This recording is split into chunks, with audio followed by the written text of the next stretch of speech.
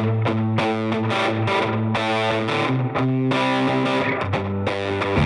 listening to the Cantina Cast, your home for thought-provoking Star Wars talk.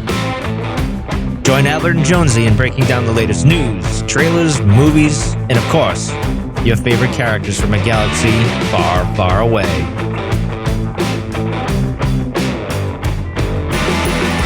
Hello, everyone, and welcome to the Cantina Cast. My name is Albert Padilla, and this is episode 416, Obi-Wan Kenobi Part III. Tonight, we're going to break down the third episode, the halfway mark, if you will, of the Obi-Wan Kenobi's TV series, and it feels like it's already here. Like, it's hard to believe that we're like halfway through this series already, but nonetheless, we are. There's a lot to discuss with this episode, and I'm not going to pander or ponder anymore. I'm just going to bring in someone who we were placing bets on who was going to die first tonight because we're both battling through some yucky stuff in our chests and throats. Thanks to COVID and thanks to everybody for not wearing a mask at Celebration. But anyways, Jonesy's here with us tonight. Jonesy, welcome to the show. How are you doing tonight? I'm doing all right. You know, what's great is that we did some rock, paper, scissors, and Albert won.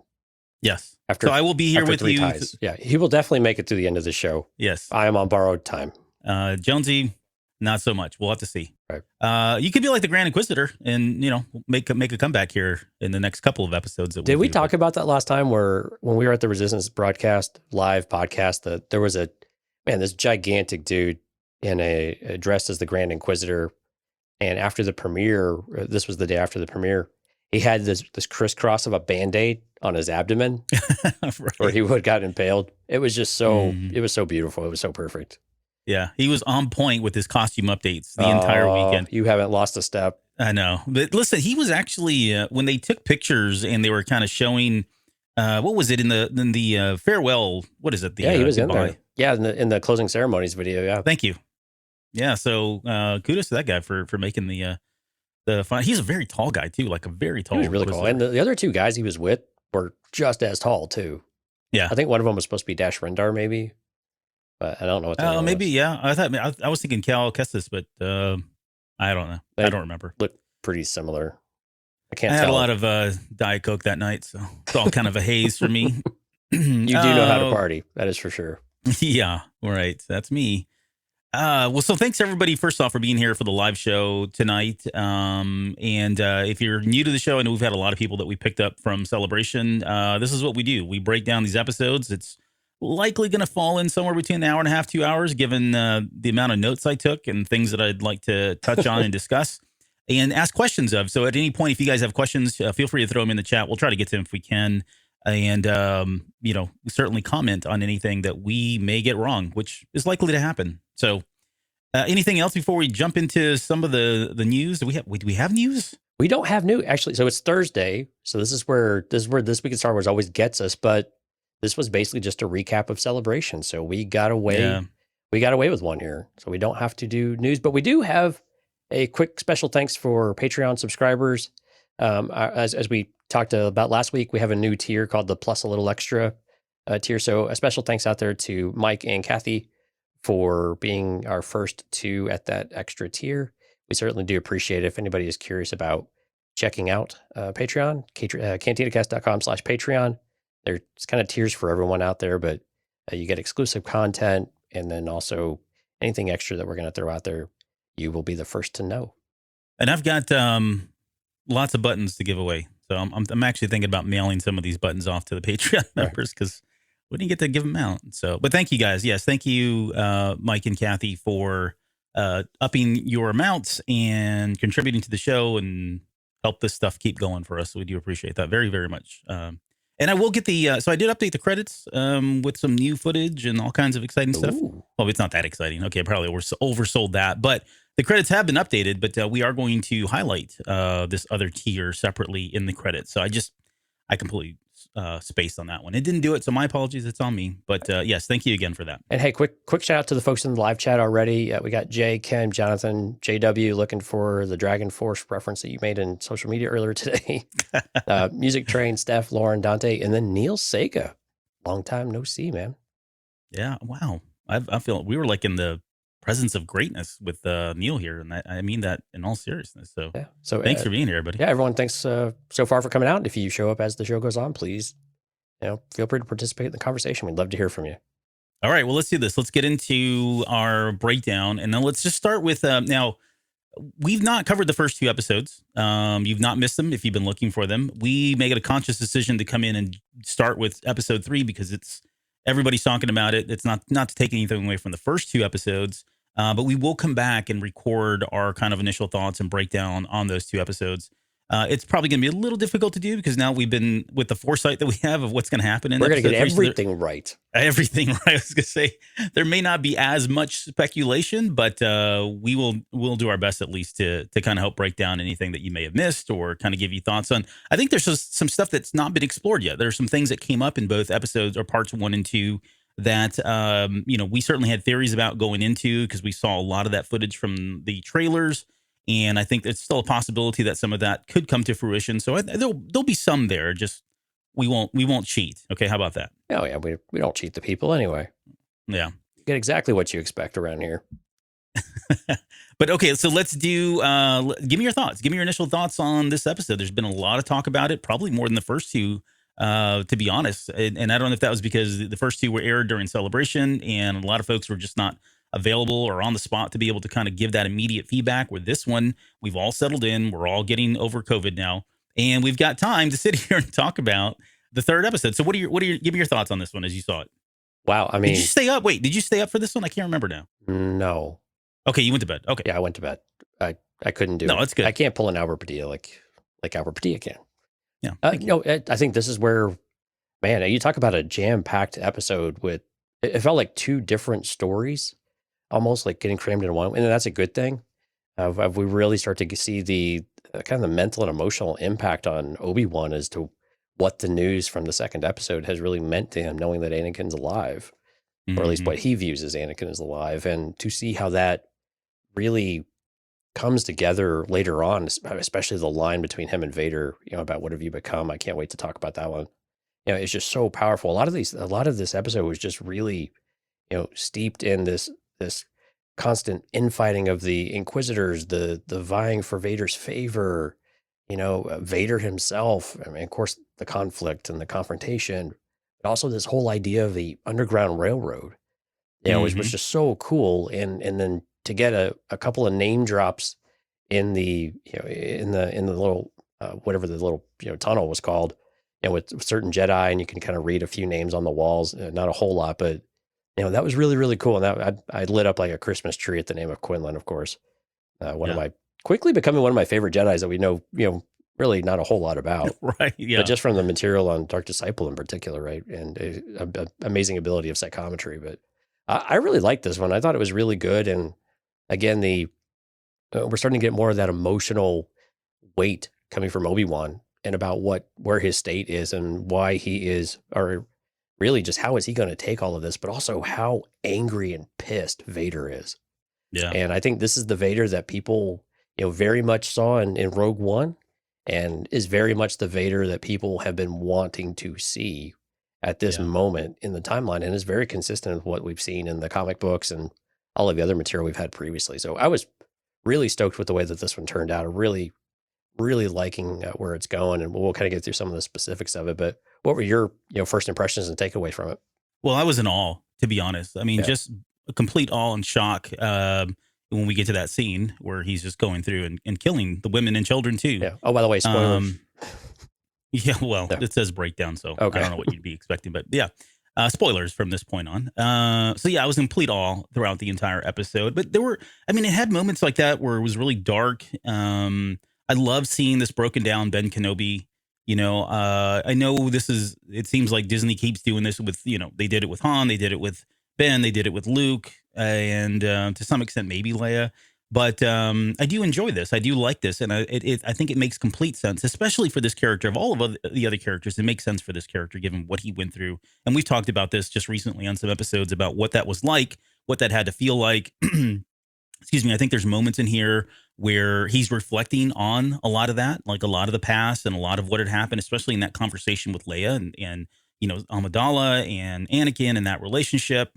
So I love the darker parts. I love the parts where it was a little bit, I guess, down and out because of Obi-Wan Kenobi. But then it had these really cool, subtle moments, like father and daughter moments, or just child and parent moments with Leia and Kenobi. And I mean, getting the background on Kenobi's family. I mean, that was another one that was just kind of like, wait, what? This is all brand new to us. So it had a lot of moments in there where it was kind of up and downs. And I love this. This was kind of like this was the appetizer for the big fight, right? We know we're probably going to have a bigger confrontation. It's following almost by beat the hero's journey in terms of where he's at.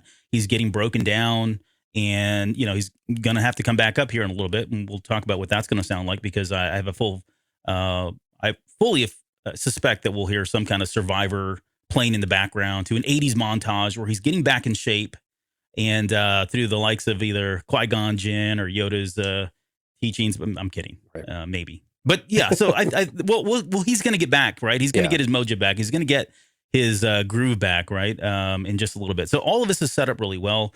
I think a lot of people too, just my last thought is, I know in the first 2 episodes, it was kind of hit or miss. Like and it depends on where who you speak to. I think for the most part, everyone kind of enjoyed the first 2 episodes, but this one, for all the right reasons, really got everybody on board. You can say it was just the fact that we finally got Vader on screen, and they did an amazing job with him. Everything from the way he walked to, getting James Earl Jones's voice back in and being done by Respeech, or what's the company that does Respeecher, that? yeah. Respeecher. I think they did a great job with it, honestly. Yeah, they did, yeah. So all of that, right? Getting all that. And then plus we had the lightsaber fights. We got to see the Ignite the Blue. Just lots and lots of great moments. So I can't wait to kind of get into this. And I got a lot of questions too coming out of this. A lot of questions that I think we could either do spin-off episodes on, or just, I don't know, wax an additional 30 minutes onto the show if we really wanted to.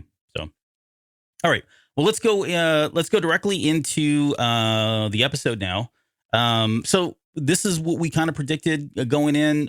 We had assumed that there was going to be some kind of assembly montage. He was going to get assembled. And it was when that happened, and I think I texted you that next morning, and I said, this makes sense now. I was always wondering why they were doing part 1, part 2, part 3, and not giving these titles episodes. And I think now, if you were to piece this all together and watch it, it does feel like one long movie. And because of that continuation of showing where, we got the 2 pieces of Vader getting assembled, and Reva saying that he's coming for him. And then we jump right into it with the full assembly, which was amazing to watch. I mean, it was gruesome. It was terrifying, but you couldn't help but look, you had to watch what was happening there. But it does. I love the way all these episodes feel connected. Like this is really one long 6-hour movie. Yeah, very much. And that's exactly what they're going for. I think you hit on the head. And I think that's great. I think that's what this should really be. I mean, it started off as a movie, so it makes sense that it still plays cinematically as effectively because what is this going to be when it's all done? It's going to be in the neighborhood of 5-6 hours, something like that, about maybe 5.5. Yeah. So, I mean, that's not a long movie. That's like 2 long movies, but I mean, that's what we wanted from this. I think that's what it deserves, is give it enough time to breathe, but also have it play as a singular arc, because that's exactly what it is. It's not going to be anybody else's arc. This is truly Obi-Wan Kenobi. It's not, even though we have great characters in between, it really has to follow Obi-Wan and feel like his story beginning to end. And I think we're definitely getting that feel. And, for them to do it this way and not name every episode, I think is great.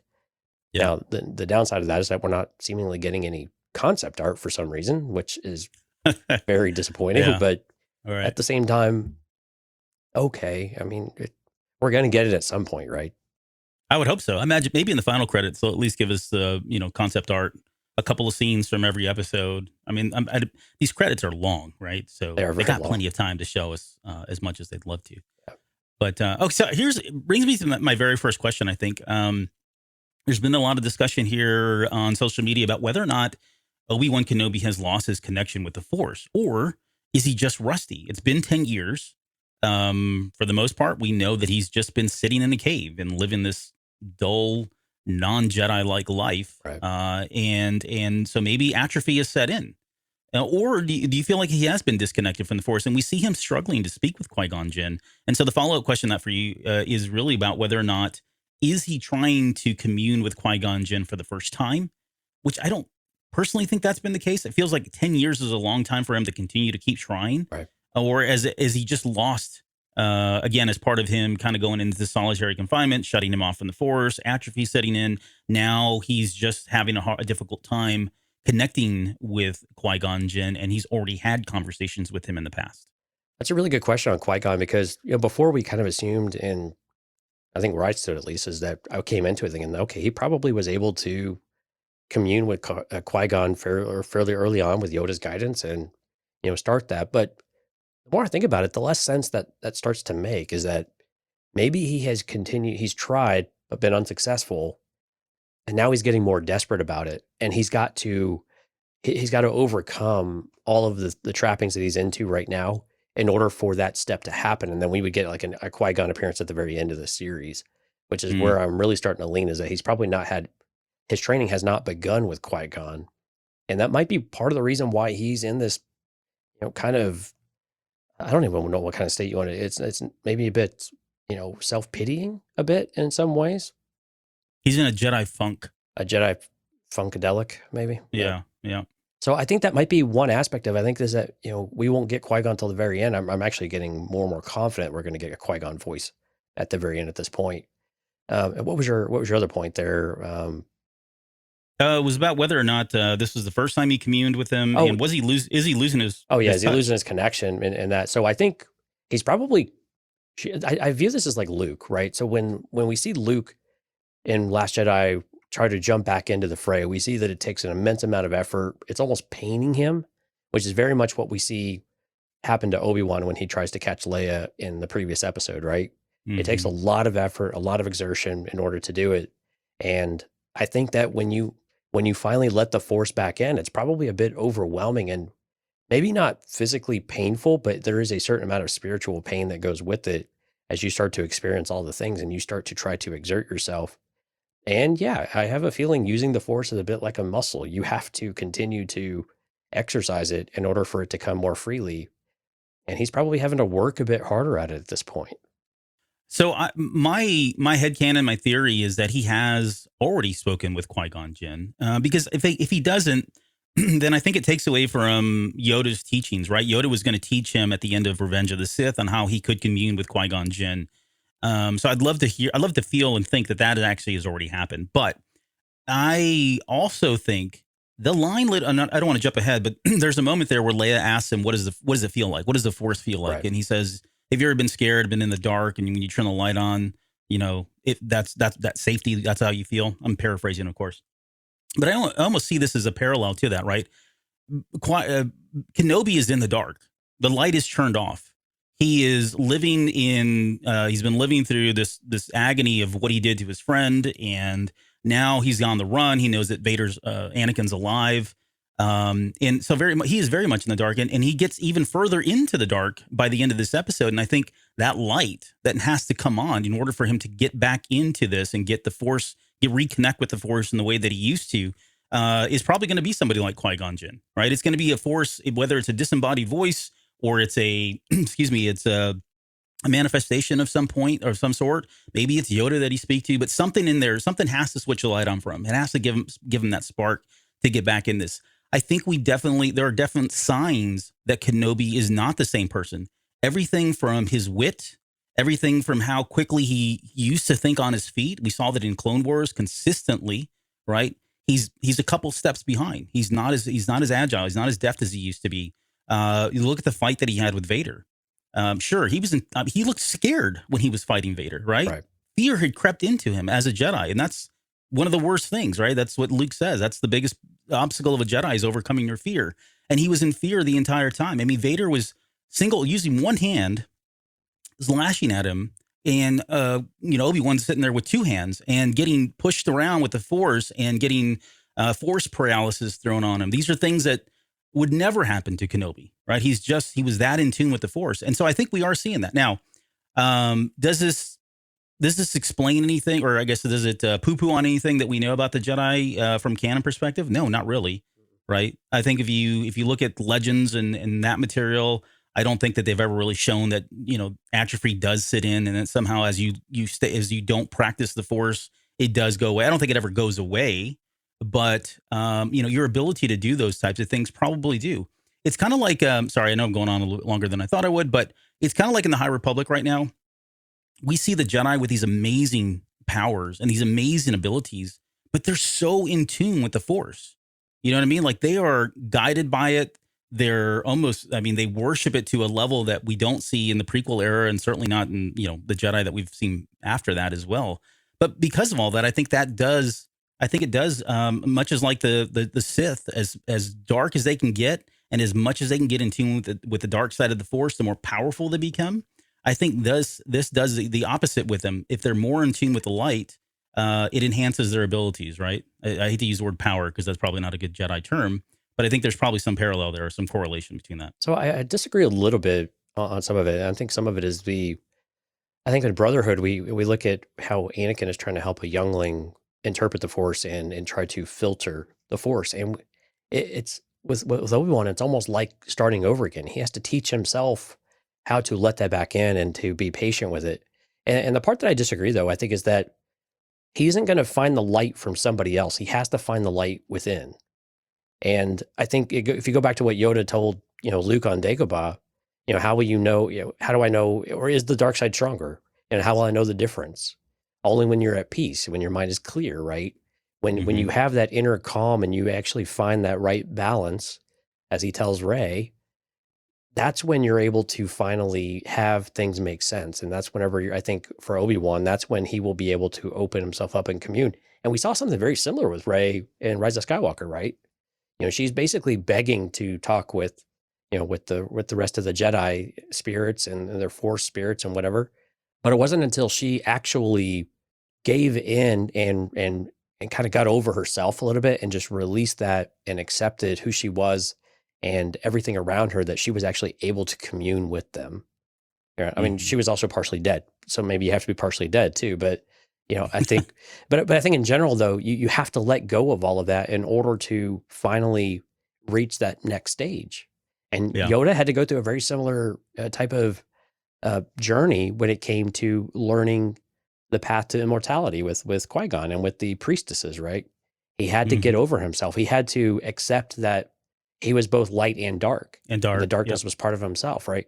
And I think those are the things where Obi-Wan has had a very, at times, a bit narrow view. And I think the more material that we get with Obi-Wan and Anakin's relationship, I think we start to see, while he's maybe not dogmatic, but he's definitely has a bit of a narrower view about, how you should go about things, a bit more of a rule follower as he progressed through his career.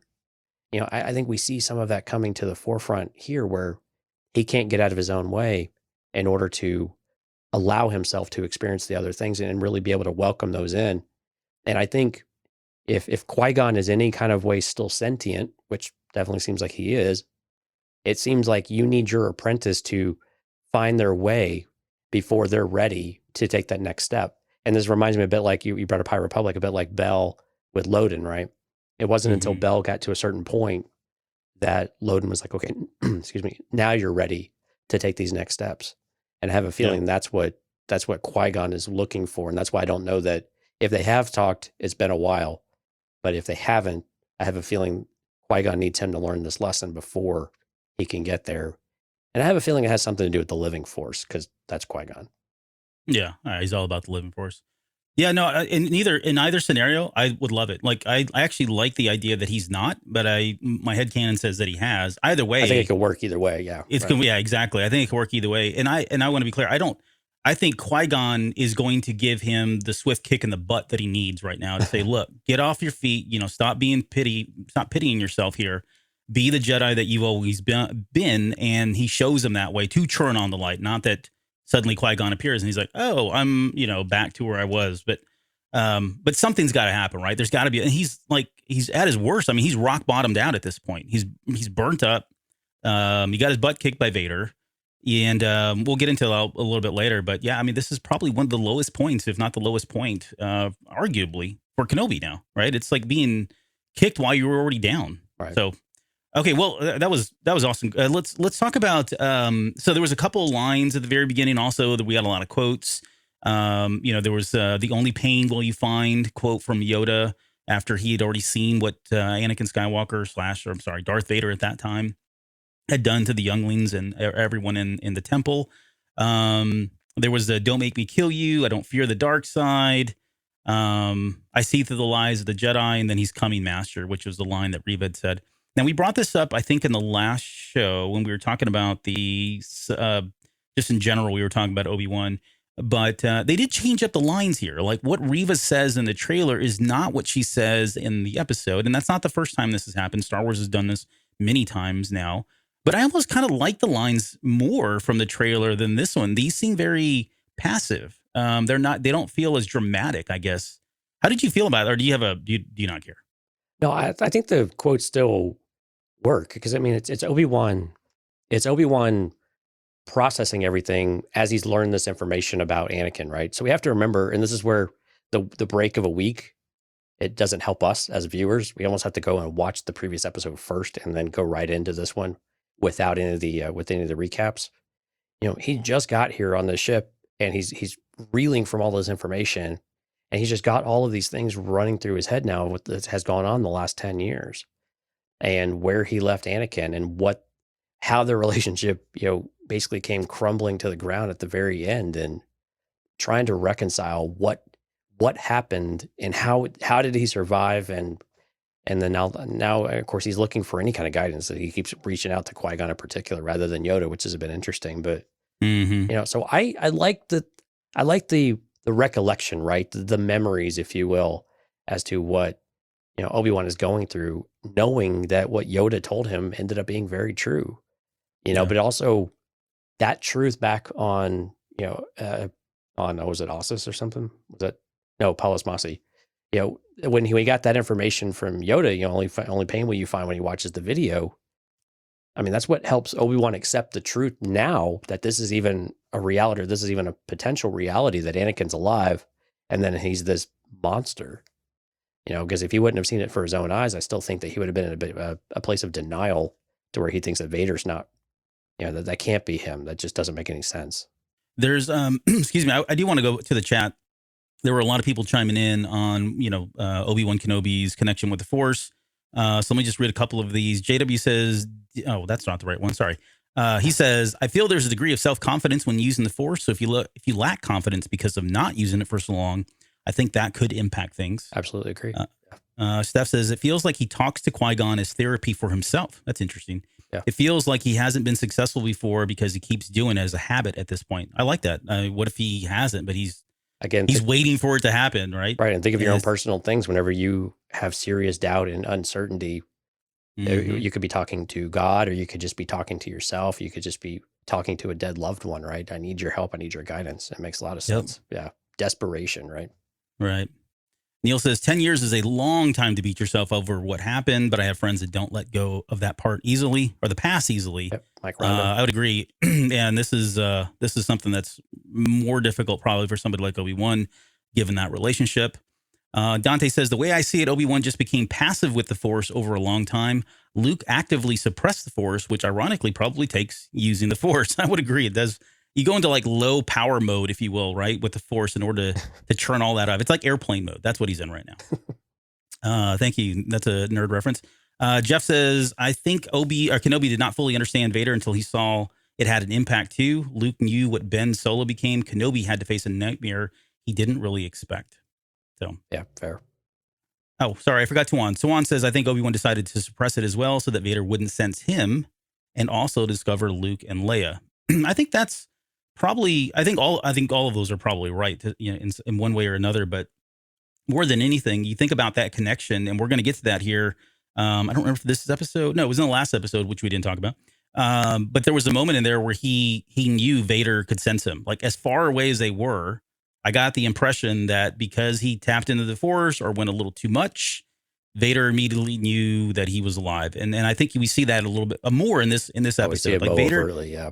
Yeah, he's like honing in on something. He knows exactly where to go because he can feel that presence. And, being on Tatooine and going into that low power, I'm going to call it airplane mode, was enough to really keep Vader, the scent, if you will, from off Vader. So, right.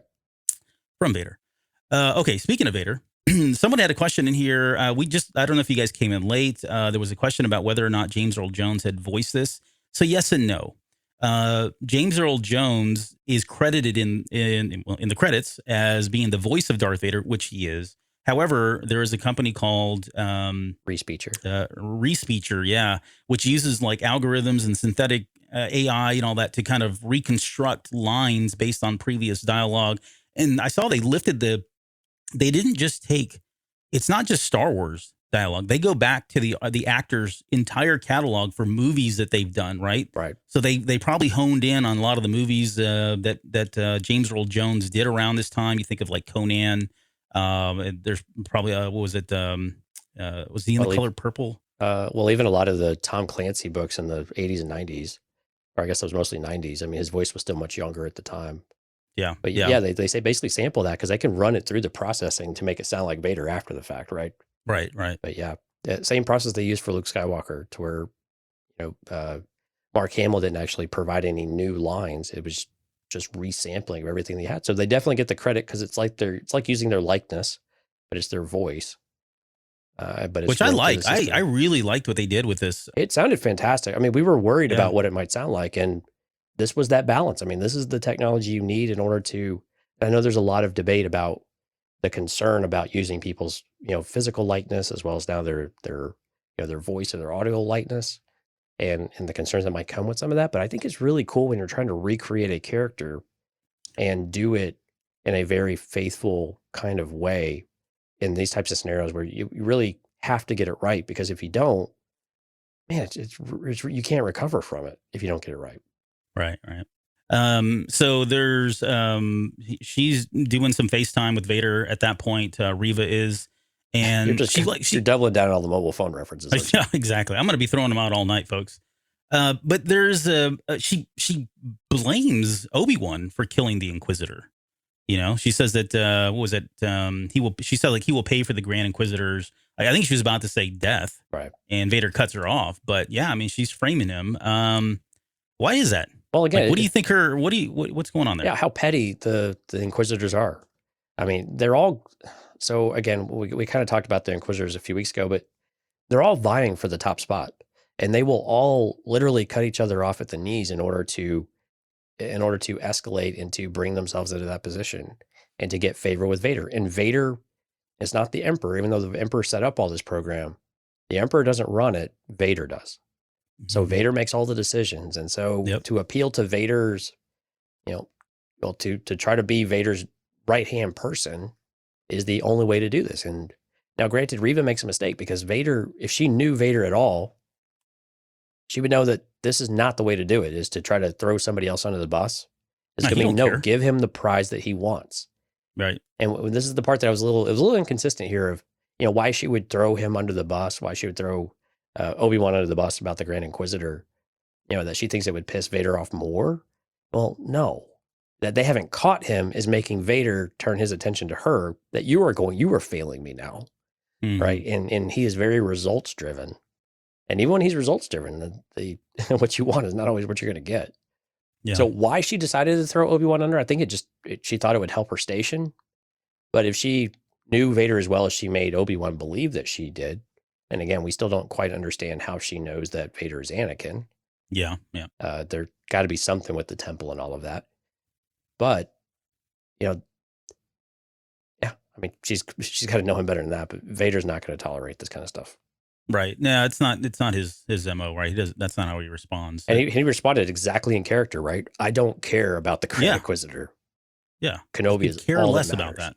Right. Right. And she signed herself. I mean, she signed a deal with the devil for the most part because she's now, I mean, he said that she has to prove herself. Right. So, I mean, either she's going to bring Kenobi back, which we know doesn't happen, or she's going to die. And I think she pretty much signed, her death warrant at that point. I don't think we suspected even going into this that she probably wouldn't make it out as much as we like her character. She just felt like the type of the character that would die a horrible death. But I think it's going to be at Vader's hands. And also about whether or not there's been a lot of discussion too about whether or not what are her ambitions here? Is she just trying to climb the corporate ladder, or is she trying to does she want to become a Sith Lord? Does she want to be trained in the dark arts. I don't know that we'll get into that. Maybe, maybe not. I don't think it's probably relevant or probably too important. We just know that she wants Vader's favor in some point, in some way. But to go back to your question about how does she know Anakin is Vader, my guess tells me that at some point we're still going to get this backstory with her. I mean, they teased the Order 66 in that very first episode. They showed us the children. We've suspected since then that one of those children is Reva. But there could be a moment where, she's still running through the temple and she escapes Anakin Skywalker walking in, right, as Darth Vader. So she's able to see, she was firsthand witnessing that he had, was now this force of evil and killing her friends and maybe killing the Jedi, and they abandoned her. And this is what kind of puts in it. It's almost kind of like, I want to say it's Stockholm syndrome, but if she is infatuated with somebody that nearly killed her, and now she works for that person, there could be some kind of psychological, and I'm not a psychologist, but there's something there, right, where they see that person in a different kind of light almost. So again, theories, nothing really to go off of, but yeah, I mean, we could probably toss 3 or 4 different theories out there, that at some point she's actually going to be turned into a good guy type of thing. There's some scenarios where you could probably walk down that path, or you have the other path we had discussed early on, is that she has a real beef with the Jedi Order. Something happened where she really got turned off by the Order, and she is on board with the Purge and hunting down Vader and company. Actually, when we get to the Inquisitor's scene on Nur, really curious what you saw around the room, but we'll get there. It was horrible, Yeah. and funny at the same time, I guess, if you've got a sick sense of humor. Okay. Right. All right. Well, more on Reva as we get there. So Ken had a quick question yeah, here. Didn't Vader train Reva? Technically, yes, probably. The Grand Inquisitor probably did as well. But yeah, Vader is in charge of the training program for the Inquisitors, so most likely yes. Yeah, and I think we talked about, I don't think he taught them everything, right? Oh, it's very, very rudimentary. Yeah, he basically makes them ruthless, not weak. Just enough to hold their own, but not give them the keys to the kingdom or challenge put them in any. Yeah, exactly. Put them in a position where they're able to, usurp him in some way. That's not what he would do. Right. Okay, so let's talk about Leia and Ben, which is really hard to call him Ben. Isn't it though? He insists on it. This is aboard the trade route ship. Of course, they were sent there by, was it Haja Estri? And this is where we get that whole analogy of what does it feel like for the Force. It was a beautiful moment there. There's some really great moments with, like Ewan McGregor is acting his butt off in this series. Like this, some of the best work he's ever done. I mean, I haven't seen a lot of his stuff. He's done a lot of mostly indie films for the most part, right? But even before he became big, I was a big fan of his. And there's really good stuff in here. Very, very poignant moments, very sincere moments that he's having. And I don't know if this is because, he's a father and he's, reflecting on that, finding inspiration from those conversations, but he just seems to get it, get what that relationship is like when you're talking to a child or a 10-year-old, as the case may be with Leia. Right. He fixes Lola, which was kind of expected now, which we got the full name. What was it? L0 LA59 or LA? Yep, that's right. Yeah. L0 LA59, right. Yeah. So, by the way, there's all kinds of toys coming out for this thing. They were all over Celebration. There was a Lego set. There was a little play set that you could get and everything else. So get ready. I think, Hasbro's coming out with something for it too. Yeah. Yeah. Wondering if knowing the daughter's. Yeah. Oh, this one was the Force. Yeah. Like what the Force feels like. But there's moments in there too where like he gets caught like in the moment. Like you can see him thinking about more than what she's asking him. And you got to wonder like what's going through his mind. He's reeling from the fact that all this is happening. And now he's sitting here talking to this baby that he helped deliver, or at least pass the baby on, was there when she was named, knows a lot of details about her mother and her father. I mean, this comes up a little bit later, like we said, but the memories of mom falling down pregnant with child and, Anakin almost killing her. You can just see it on his face. And maybe I'm giving Ewan McGregor too much credit, but it does look like at moments he's drifting off into these memories, these horrid memories of things that had happened in the past. And yet she's so innocent and, pure.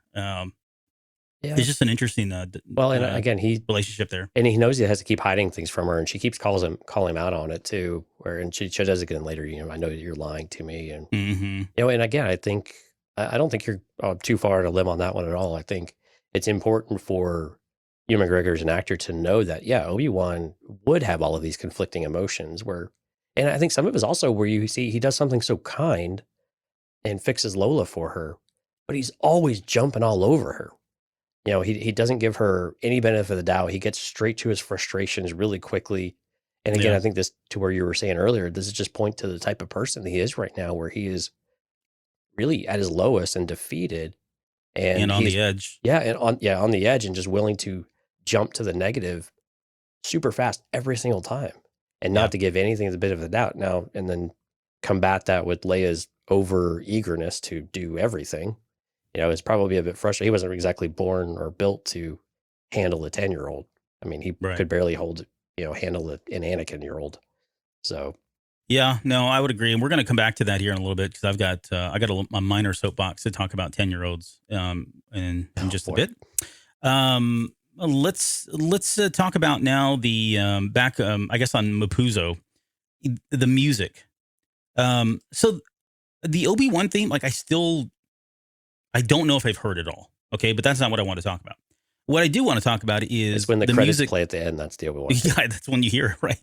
But this is the first time when they came into Mapuzo. This is the first time that the music, with the exception of the fight, there was moments where it stood out there. But this is the first time the music's been there, and I guess it's worked because it hasn't distracted me or pulled me away or didn't enhance it in some way. Right. But for whatever reason, the sound, if you go back and listen to it when the ship's coming in, it's got the drums going on. It sounds a little different. It sounds. I knew you were going to point this out this time. It stands out, and maybe it was just me, but I really enjoyed it. First off, this is not a knock. I actually enjoyed it, but then it got me thinking. Well, crap! I really don't know that I've heard the music or had the music really stand out like that throughout the rest of this episode. And I don't know, is that a good thing or a bad thing, or how do you feel? I know you and I talk a lot about the music. But how do you feel about it? How's it been so far, the soundtrack? It's been there in the background, and I think that's where you can tell that the acting and the dialogue is good. Because if you tune that out, I think it's two things, and we've talked a lot about this before. You don't need music, and sometimes not having music is just as powerful as having a really powerful musical score behind something. Yeah. And I think in this case, with the dialogue and what's going on, you really want to highlight the actors and the dialogue and what they're saying and how they're feeling more so than anything else. The music has been there all along. There's actually very few scenes where there's silence. In this episode, we get a lot more of it than we've had in the past. But I think it just goes to where it just blends in so well. And you could say that it's not memorable and that's a negative, but to me, when it blends in and it kind of fits, I think that's usually a good thing. I noticed the music very much this time. I was like, Albert's going to make a comment. But I'm glad you liked it, because I thought it was actually really cool. I like having a bit of a different theme to go with different planets or different locales. It really feels like something unique about it. And we haven't really been to a mining planet in a while since, I guess, really Solo, right? Solo. Yeah. So, I mean, since then, so having something that a little unique and a bit of a unique take on music that we don't always get in Star Wars, I think was really cool and liked it. Yeah, they were mining on Ryloth, I think, but that's not the same thing. Maybe so, but yeah, not quite the same. And yeah, actually, Jeff has a good point there. The music when Leia's on Alderaan is absolutely delightful. That was one of the other moments where it was actually very noticeable. It was very sweeping and very elegant, and a classier sort of people over there on Alderaan. Yeah, it's a really nice place. I have like 2 properties on Alderaan in SWTOR, and I literally will go out there because it's just so pleasant. They've done a really good job. Knowing that they won't be there in a few millennia. Knock it off. Yes, they will. That game is never going away. Okay, so we got Joshua trees. I put that in the notes because this was the code name for the series, Joshua Tree. Right. And we suspected that there probably would be a Joshua tree, and we got them, so they were there. But really what I wanted to talk about next is the vision, or if you will, this haunting image that Obi-Wan Kenobi sees, where we see an Anakin Skywalker very angry, pre molten lava on Mustafar, Anakin Skywalker, right? He's got the cloak. He's got the same kind of crossed arms, almost very much like Darth Maul in The Phantom Menace, where he's he comes up and he's like doing that whole thing behind the Emperor during the hologram or the holo thing. Very much like right after he slaughtered all of the separatists on Mustafar. Yeah. Yeah. I think the discussion has been whether or not, I guess the question for you is whether or not this was, is this in the mind's eye of Obi-Wan? Is he seeing something? Is it an apparition? Is it the fact that Vader's coming and that presence is conjuring up memories, right? He's just the shadow that's this darkness is starting to creep in even more. Yeah. How did you interpret that? I think it's more the second to the last than the latter. I think, it's the stress going to Obi-Wan and his brain is starting to play tricks on him. And I'd read some things online that, it's saying something to Obi-Wan's mental state.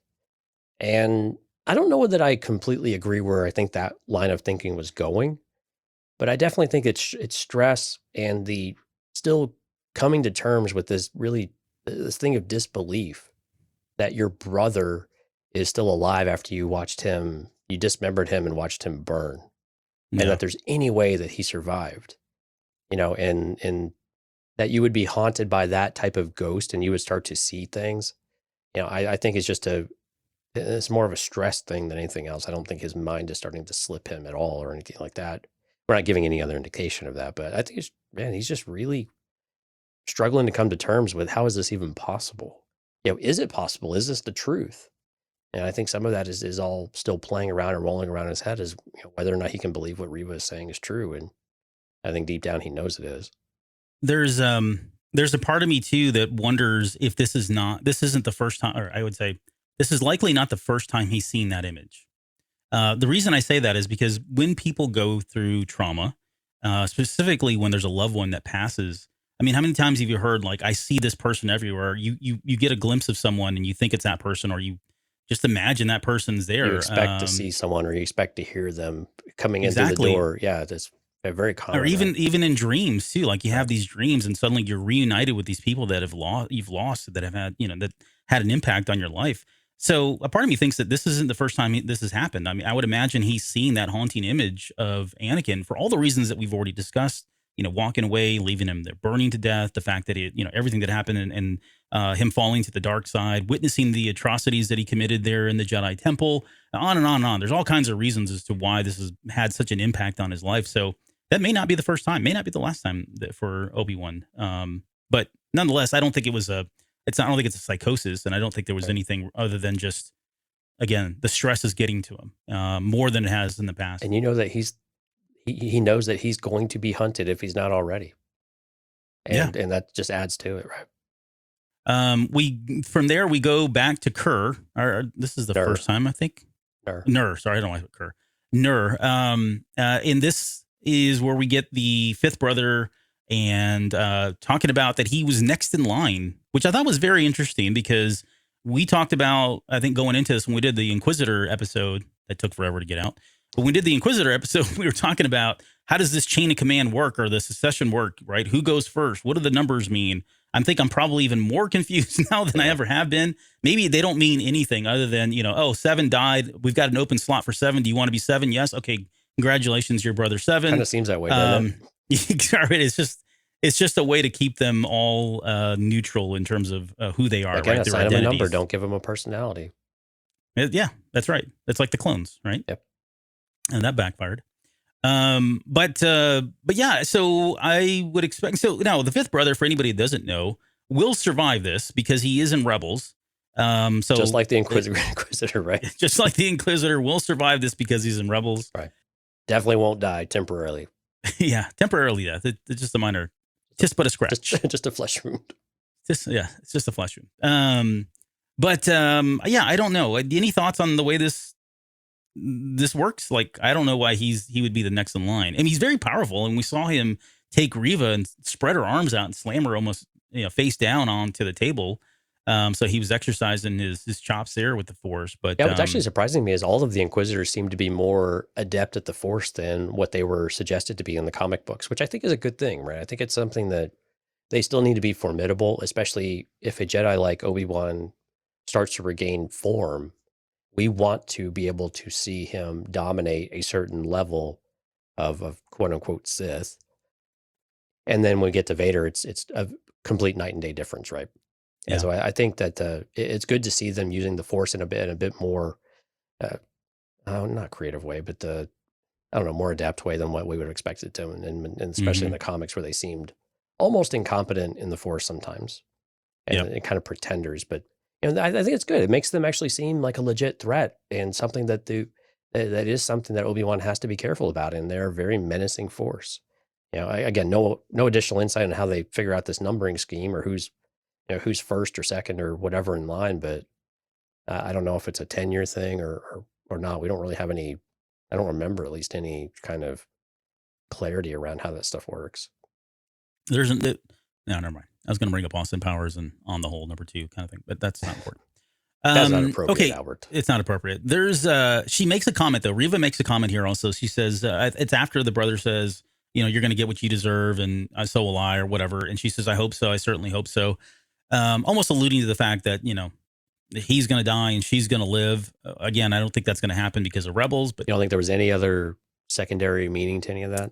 I don't know. Tinfoil hat type thing? No, I don't have anything there. Wow. I think I see a lot of stuff online about it.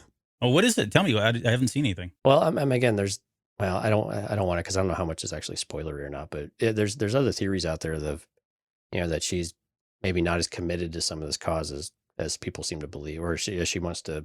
We've been led to believe so far. But yeah, unclear though. It was a very interesting line the way she delivered it, though. It was interesting.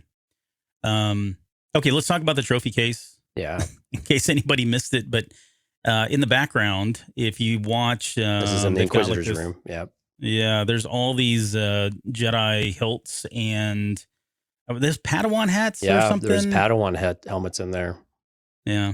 So all of the relics and I wouldn't say relics, souvenirs. How about that? Yeah. That they've collected from all these poor saps, former Jedi that they've killed, or they're just. And it goes all the way around the room, folks. Yeah. All the way around the room. There are a lot of lightsabers just nicely spaced and very, very finely presented against the red velvet. Yep. But yeah. I seen just to clear the air, there's been a lot of people that have been complaining that there's been a lot of Jedi that survived Order 66 and somehow that takes away from Palpatine's orders and his effectiveness and all, and I'm just it doesn't. And this has been the case ever since. Go back to the old role-playing game. Sorry, I'm going to bring it up. But in the old role-playing game, it says there was never a number. The best the Empire knew was that they got rid of as many as they were aware of, but there was no exact number of how many survived. And it was unknown. And so that's why in the video game or in the role-playing game, you could play a Jedi character. You could have as many Jedi characters you want. You just survived Order 66, or that hadn't happened yet, but you survived Vader, and you had survived the Purge at the time. It wasn't called Order 66; it was just called the Purge of the Jedi. So that's always been the case. They haven't changed anything. They're not, diluting the power of the Empire. But you got to remember, at this point, there were a lot of Jedi out there. They were recruiting Jedi faster than they ever had because they were in the middle of a war, and they had to escalate these people to generals and other positions of power to fight alongside the clones. So yeah, there were a lot of people out there that are Force sensitive, and some of them got away. So I don't know that it changes anything, at least from my perspective of how things played out. Agreed. And again, we see just by the number of hilts in this room that they've hunted a lot of them down. And so while, a number of them may have survived, at this point, there are very few. And so the point is that those that are remaining are the ones that are very difficult to kill. Either they're very good at hiding, they're likely potentially masters like Obi-Wan and Quinlan Vos and Jocasta Nu and others. I mean, there's a lot of, that they got everybody in one fell swoop, or that they got them. We know that they started cherry picking because we know in the comics that Palpatine says, all right, Vader, the majority of your work is now done. The rest they'll live out their lives in hovels. And if they surface, we'll go get them. But we now have to get to what actually, ironically, Palpatine called his great works. Right. Yeah. But I mean, so at some point they were like, okay, that's as far as we can take it without obsessing over this, knowing that Vader was going to obsess over Obi-Wan. But yeah, some definitely survive. You can't get them all. Galaxy is a big place, like Neil said. Yep, it is a very big place. Tuan wants to know, was there a grandfather clock as well? I'm trying to remember. I think I know what he's talking about, but I'm going to go. Was there something that looked like a grandfather clock? I'm trying to remember. But yeah, I think I know what he's talking about. I'll have to go back and look at that. Okay. All right. It had to come from the World Between Worlds then, if that's the case. true. Okay. It's Ezra's hand in there turning the Yeah, there you go. Oh, sorry. Stranger Things season 4 reference. Okay. All right. Haven't seen it yet. Sorry, man. Some of us have been real busy with Star Wars. Yeah. So I don't know what to tell you. Priorities. Check your fandom, dude. Check your fandom. Right. Yeah. Wrong chat. All right. Let's. So there's a moment there that when they finally get picked up by Freck, who is voiced by Zach Braff. I love Zach Braff. So we've got both of them now in Star Wars. Yeah. Donald One was Donald. Oh gosh. No, Faison. Yeah. Faison. Yeah. Was in Resistance, and now we've got Zach Braff as Freck. So excited. He looks like Mole Man, like some mole-looking creature. Yeah, he's based off a mole. Yeah. What was funny though, he told Leia don't talk, and the very first thing she does is start speaking. Like, she's a great which listener. I want to talk about. Yeah, she's a real good listener. She's 10. So, but I'd like this character because I mean, although I guess he lived, I would have pushed him into the red lightning there, or the red force thing, and just cut him in half too. But so I guess he does live. However, it was cool. Like we've talked about this many times, and what the Empire brought and the stability that it brought to certain people, right? Yeah. I mean, there are people that benefited from the Empire coming in. There are people that prospered under the Empire, and there were people that had a mutual, like a beneficial relationship with them. And this is one of them, right? He was probably making a pretty good living. I don't know what he did. I guess he drove around. Did they explain what he did? I think he's just a hauler, like a quarry hauler or something. Okay. Yeah. So he's like a truck driver. Yeah.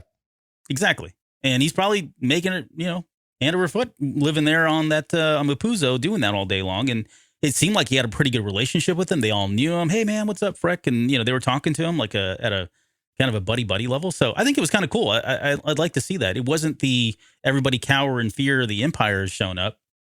Very different relationship with them. So there are plenty of Empire sympathizers out there like him as well. Right. But again, we also hear Obi-Wan's assessment of the landscape too, that, there used to be people out there with families and farms, and now the Empire's basically strip mined the entire planet, and there's none of that. They're just basically little posts everywhere. Mm-hmm. There's they get into and then they go by and they pick up these stormtroopers who are the worst stormtroopers in the world. Like these, I know people have given them a lot of crap because they didn't really put 2 and 2 together. And yes, I know you can explain.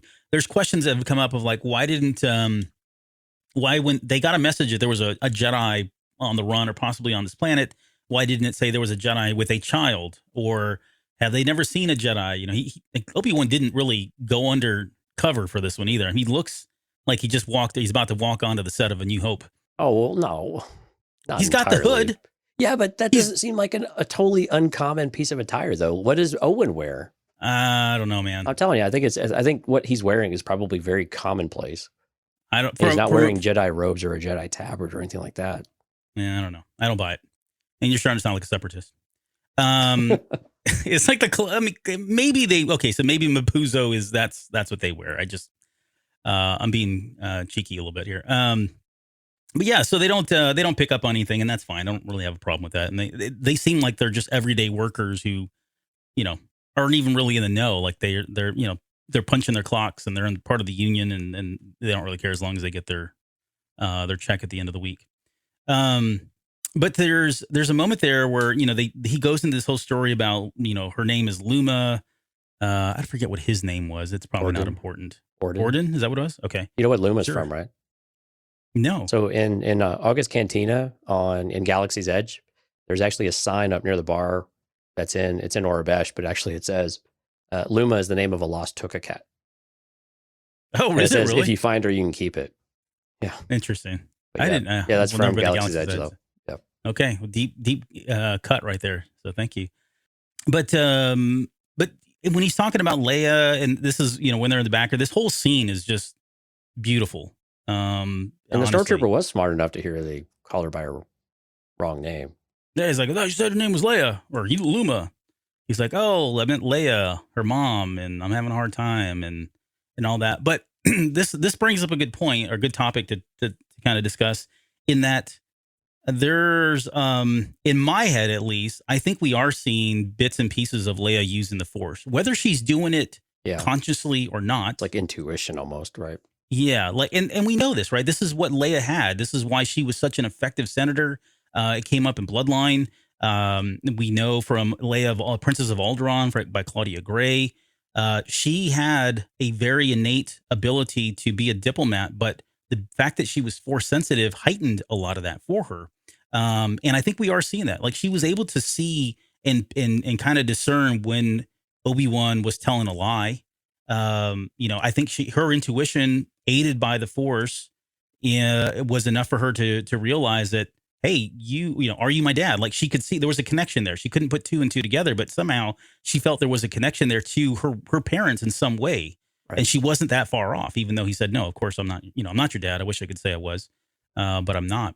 And I don't think that takes away from Leia. I'm sorry, I'm laughing. I'm thinking about the meme you sent me earlier. I didn't make that meme. I know you didn't. So but you said it. Don't give me credit for that. Yeah, it was funny. Maybe we'll post it or repost it. I posted it in Discord already. Oh, okay. And gave you credit for it. No, I didn't make it. I didn't make that theme meme. I'm kidding with you.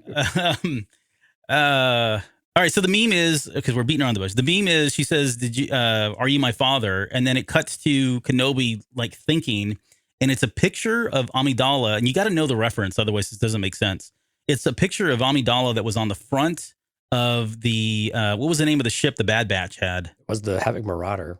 The Havoc Marauder. Originally in the pre-cut, like the rough cut, was a pinup poster of Amidala on the front of it. And there's a joke in there where Anakin's about to board, and before he boards, they point it out. They're like, oh man, that senator's pretty hot. And of course, they're already in a relationship at this point. But someone had posted that picture as though Obi-Wan was thinking of that. And then he says the line, no, but I wish I was. That's the meme. You're welcome. I didn't make it. Don't come at me. Don't at me. I promise I had nothing. Well done, Albert. So, you did a great job with that one. Thank you. It was not me, I swear. I just work here, man. You just give the people what they want. Just give them what they want. But yeah, she could sense that he's not. So what I was saying is, I don't think it takes anything away from Leia as a senator, as a person with intuition. If it was anybody else, you have to acknowledge that she is very powerful in the Force in different ways.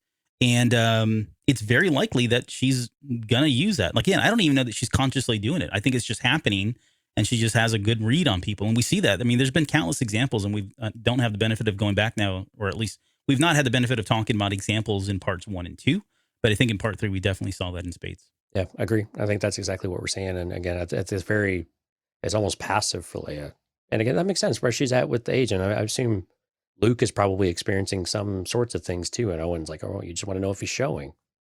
Well, these are the signs that, they are starting to, exhibit some of these behaviors, maybe that they've done their entire lives.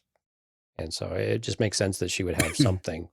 And again, it just fits her character. I think it fits very much Leia for what we know throughout her entire life.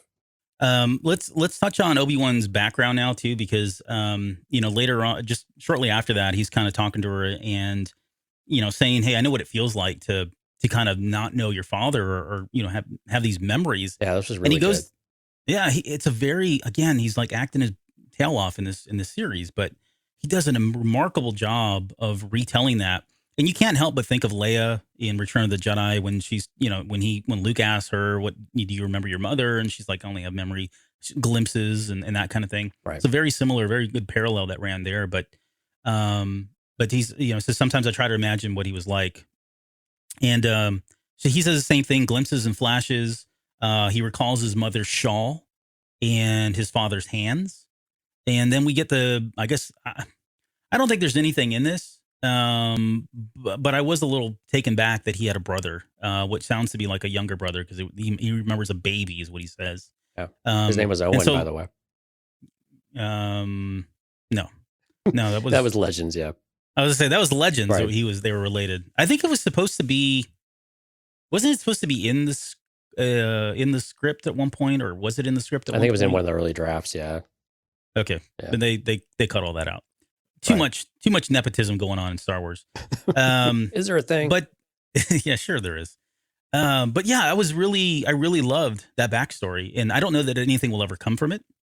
This is the kind of stuff that usually pops up in like books. Yeah. Where they make these references, and somewhere down the line, someone will pick that thread up and kind of flesh it out. But it was cool that we got it here in a TV series of all things. But all right, so are you gonna jump on any bandwagons of whether or not his brother's out there? Is he force sensitive? Are we going to see him again?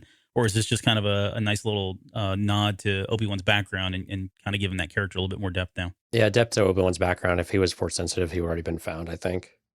Because you would go back to the family again if you're the Jedi. Hey, you got any others? So I'm gonna, right. yeah. So I'm gonna guess probably nothing special. Is he alive? Maybe. That seems possible. Seems probable at this point, right? Yeah. But I like it. I'd like that we just give Obi-Wan a little bit of depth, and again, you kind of feel that wistfulness too. Of, I kind of wish I would have known my family. And again, it's how does that feeling and those feelings, where were they when he was training Anakin? That Anakin actually got to know his mother, whereas he never got to know any of his family. And we've seen this come up with the Jedi, really, gosh, in the Clone Wars, we saw it come up, and I have a feeling it's going to continue to surface throughout other material too.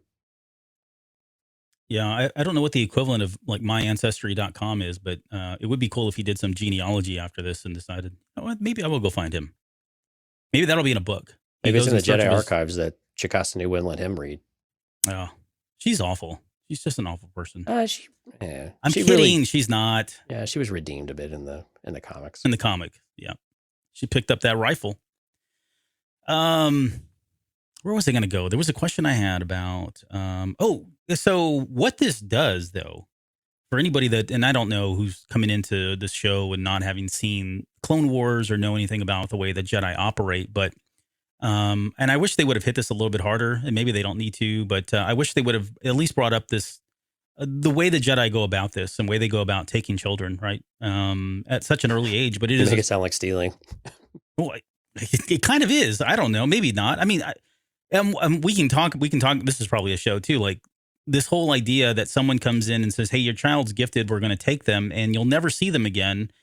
What parent is okay with that? And I know there's reasons because a lot of times it's the defense as well. It's almost like the X-Men. Okay, just stay with me here. Like these kids, I know where you're going with this, yeah. Yeah, they start generating these powers that as a result of puberty, and they become dangerous. And so, where's the best place for them to go? Right? They take them to Professor Xavier's mansion. They can be taught how to control their powers and be a benefactor to society in some way. Blah blah blah. And that's probably what's happening here to some extent. Kids that these toddlers in some instances are force sensitive, and who knows what kind of you imagine a toddler, they're already destructive in every sense of the word at that age, but then empower them with the force. Right. And that's that. I would be like, no, take the kid. I don't want to deal with this anymore. Right. I'm kidding. That sounds harsh. But what if they start mind persuading their brother and sister into doing things? Yeah. I can't help that he's a nitwit. I will not take a bath tonight. You will give me more dessert. I will not eat my peas. I will not eat my peas. Yep. You want to take a nap. So I get it. I mean, there's a reason, but there is just something sad about that, that they're taking these children like that for Obi-Wan. I guess I just feel horrible because he's got these memories of his family that he's never known. So I don't know. Well, again, not to won't dwell on it too much longer, but I think the other thing is you also have to think about the prestige aspect of it. Like if you are the Jedi of the time, for them to be requested and accepted into the Jedi Order, it was probably a huge honor to the family and a huge sacrifice too. But I think a huge honor that I think, to your point, there was a lot of things that they're better suited for the temple. But at such a young age, it's difficult to say that they were really showing a whole lot. Although we know that some kids are very powerful from a very very young age. But yeah, I think some of it was also, wow, my kid is gifted. My kid is special. That the Jedi want them. And so as much as I love them, I want them to have this amazing life and that they can give to the galaxy and, in this very unique way that, we're not able to give that, give our kids. So why shouldn't we? We should be very selfless in this regard and give the galaxy this gift of our kid. Oh, that's very sweet. I do wonder how many kids got shipped off to the circus by mistake, right? Like they were showing really good abilities, and they're like, "Oh yeah, you're circus bound, kid," and or worse, they went to go race pod racers and died horrible deaths. True, they just clean out the latrines at Jabba's palace. Yep. Anyway, okay. Wait, no. Jeff says Leia asking Kenobi if he was her dad was a moment. The vulnerability was captured really well. It was. It really was. I wonder. I don't know. I want to bring up Satine again, but I wonder if at some point he looks at her and goes, "Man, I could have had one of those," or "I could have had." At this point, I don't know that he's wanting one of those, but yeah, yeah, right. Maybe not. Okay. What are we talking about? Freck? yeah. So they're still in the So they were in the trunk there.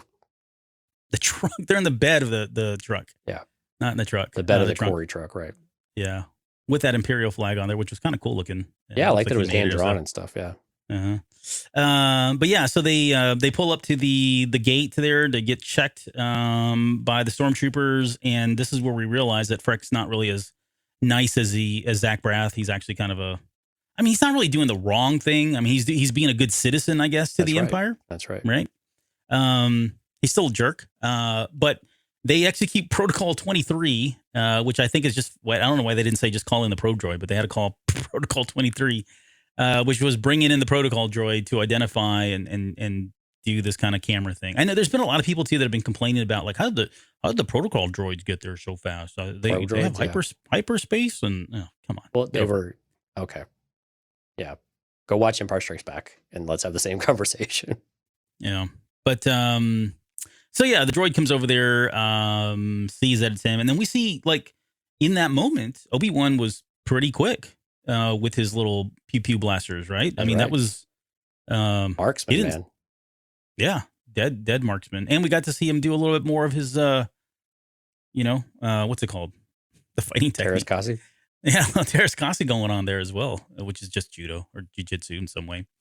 I do feel sorry for that trooper that fell through I saw a post that said there was a picture of him laying there and there was a little image that said I was like 2 days away from retirement, which would be really sad if that was the case. But what a way to die. That was pretty brutal. That was a bit unexpected.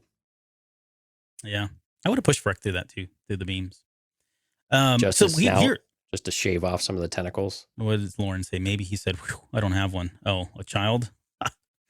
Maybe. And then Ken says, how uncivilized. And he's referencing the fact that Kenobi reverted to using a blaster. But he had his lightsaber with him, right? So, but again, we talked about that, right? It's he needs to keep the disguise of I'm not a Jedi as long as he can until Vader shows up. And at that point, right, his cover's blown, right? So that makes sense that he would pull it out then. But they are saved by somebody. Now, there's been I think people are getting there. You got to go read. You got to go watch read the interviews. The actress name is Adira Varma, and she plays Tala. So Tala comes to the rescue. She's dressed as an Imperial officer. She comes and shoots the 3 stormtroopers that have them in lockdown, I guess, or on the ground. And if you go read the interviews that they've done with her, she is not a person undercover. Okay. She is somebody who has signed up to be part of she signed up to be a part of the Empire. And through the process of being in the Empire, she realized that things were not what she thought they were going to be. Right. So she got a bad taste. She did some horrible things to repent for that. She is willingly staying in the Empire, but she is now when there's opportunities like this to undercut them or sabotage their efforts in some way. That's what she does. So to be clear, she does work for the Empire. She is an actual Empire. That's where she came from. She's not somebody who was undercover. Right. And she I don't know if she doesn't say it specifically like that, but she definitely gives you that impression when they're in the underground tunnel. And she's talking about, how she came about. And she says it very much exactly like that. It's nuanced, but I think it's really cool to think that there's somebody out there that didn't just go, oh, you know what, I'm quitting this and I'm leaving.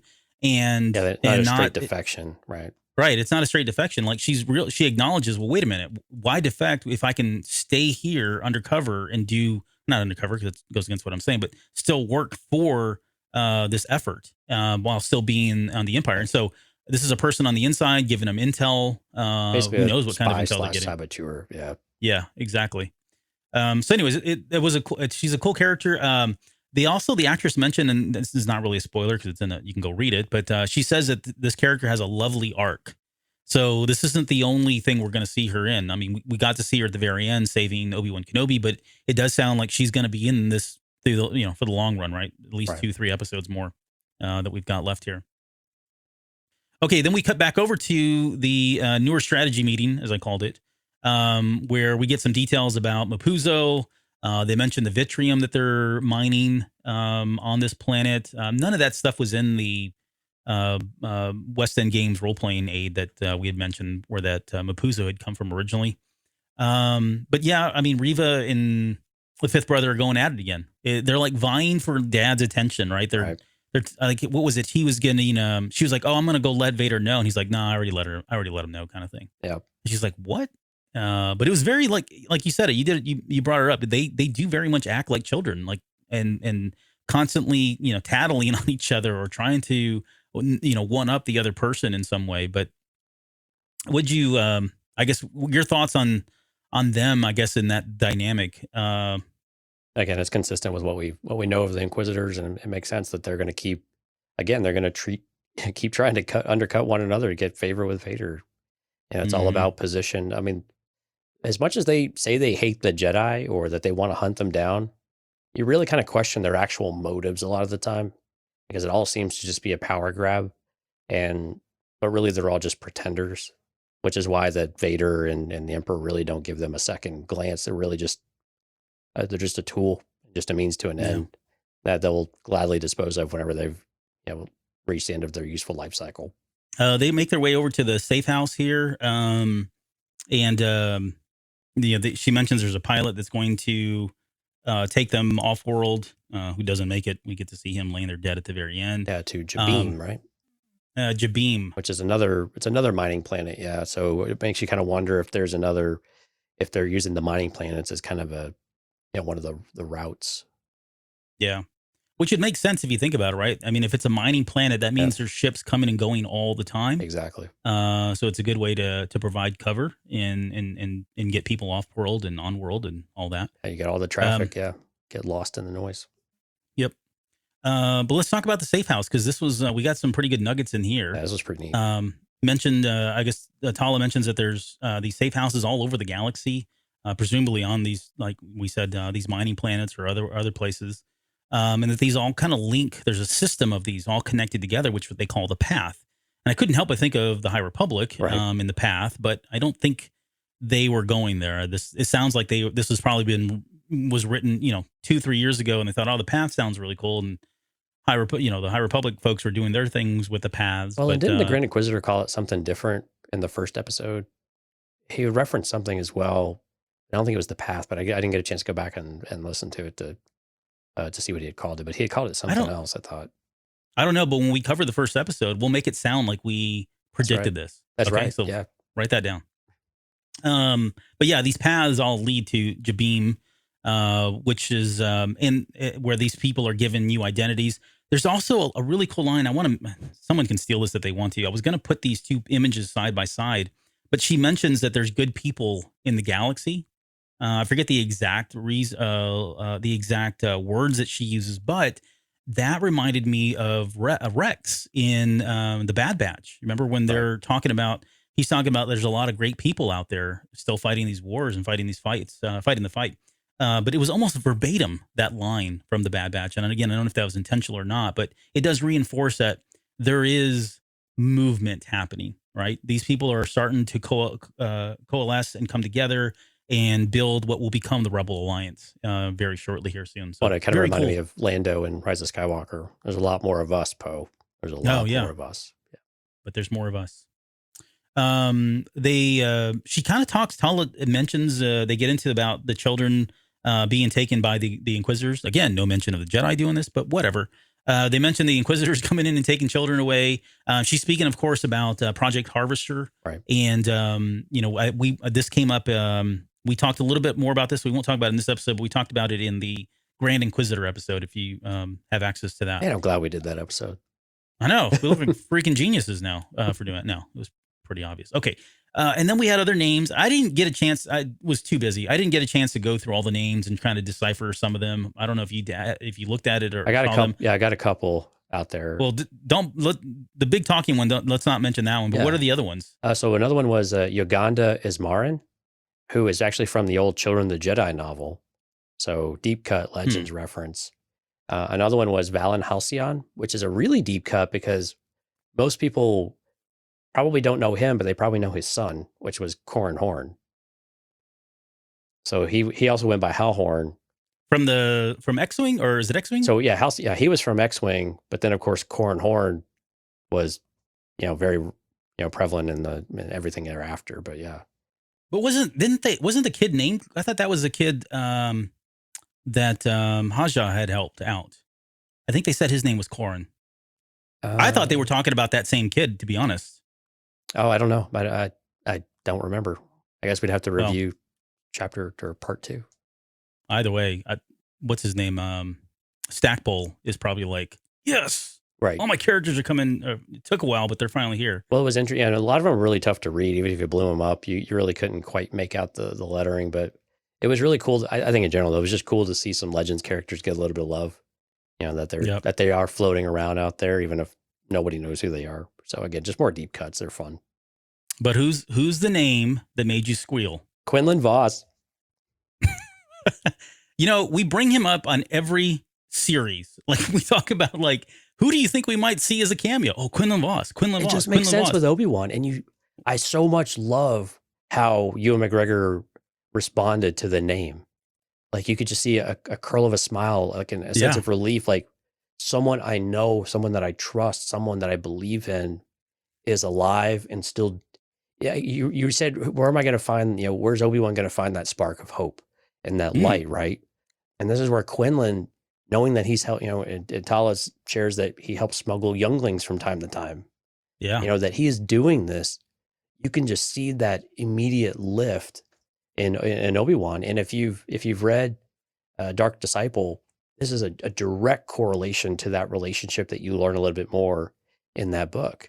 And I know there was some other material as well, but more so in Dark Disciple. And so that we finally get this, tangible connection between the two, and the response that Ewan McGregor does as Obi-Wan was absolutely perfect. Now, the real question though, Albert, is, are we going to see Quinlan Vos in this series? I'm going to say there's probably a 50-50 chance, for me at least, that we'll see him. Either we will or we won't. Great. That was very definitive of you. Thank you. Thank you very much. I appreciate it. No, I'll give him, I say if he shows up, it'll be the next episode. And we have yet to see O'Shea Jackson Jr. When he said Quinlan Vos, yeah, I went and looked at him. I was trying to picture him with like the dreadlocks, and I think it could work, especially if he's doing they don't have the face paint. It's like a characteristic trait of their race, right? Yeah, the yellow stripe across the nose. Yeah, and they've got different stripes in different places. But right. I think if you did that to him and you put the dreads on him, like, I could see him passing as a Quinlan Vos. Now, and I don't get too excited because, man, I tell you what, this is like, I don't know, this is pretty high for me as well. Like, I mean, we just love this character so much because of Dark Disciple, which, by the way, I tagged Christy Golden and Katie Lucas and a few other folks on Twitter today and said thank you for the book and that we love it because it's just the gift that keeps on giving. So absolutely. If you've not had a chance to read the book, cannot recommend it highly enough. Yeah. Lauren. But yeah, go read the book. Lauren hasn't read this book? I didn't want to call her out, but yeah. Wow. I'll edit this out. I'll edit it out. Don't worry, Lauren. I'll edit this out. I'm going to double down on this in Discord now. Your Patreon fee just doubled. But you got to pick this book up. It's so good. So good. Stephanie says such a great book. I will drive it to her and hand it to her to make sure she reads this book. Let's see. Let me go to the comments too real quickly. Dante says I yelped too at the name, meaning when Quinlan Vos was mentioned. Jeff, I didn't even see Jeff. Jeff says I saw O'Shea Jackson as Quinlan being thrown around. I am down. Quinlan helping Obi-Wan on screen is cool with me. Yeah, no, I'd read that, of course, via some areas of the web that follow spoilers and things like that O'Shea Jackson is playing somebody else, but again, it's a character name that I'm not familiar with, so we'll have to see if that's a misleading thing or what. Right. Yeah, they've done that before. Kind of throw the sun off. Yeah. How cool would it be to see Vos in this series? Way too cool. Steph says I sure hope so. Let's see what Diego David joined us. Says I don't know if that was mentioned earlier, but don't you think that Cal Kestis makes more sense to be in the show?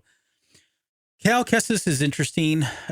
He is here in this timeline for sure. I think had they not announced that the sequel would be coming out and it's 5 years down the road, that maybe he has a better chance of showing up. I think Cal Kestis has come through this, the path. Like, I think that makes sense at some point.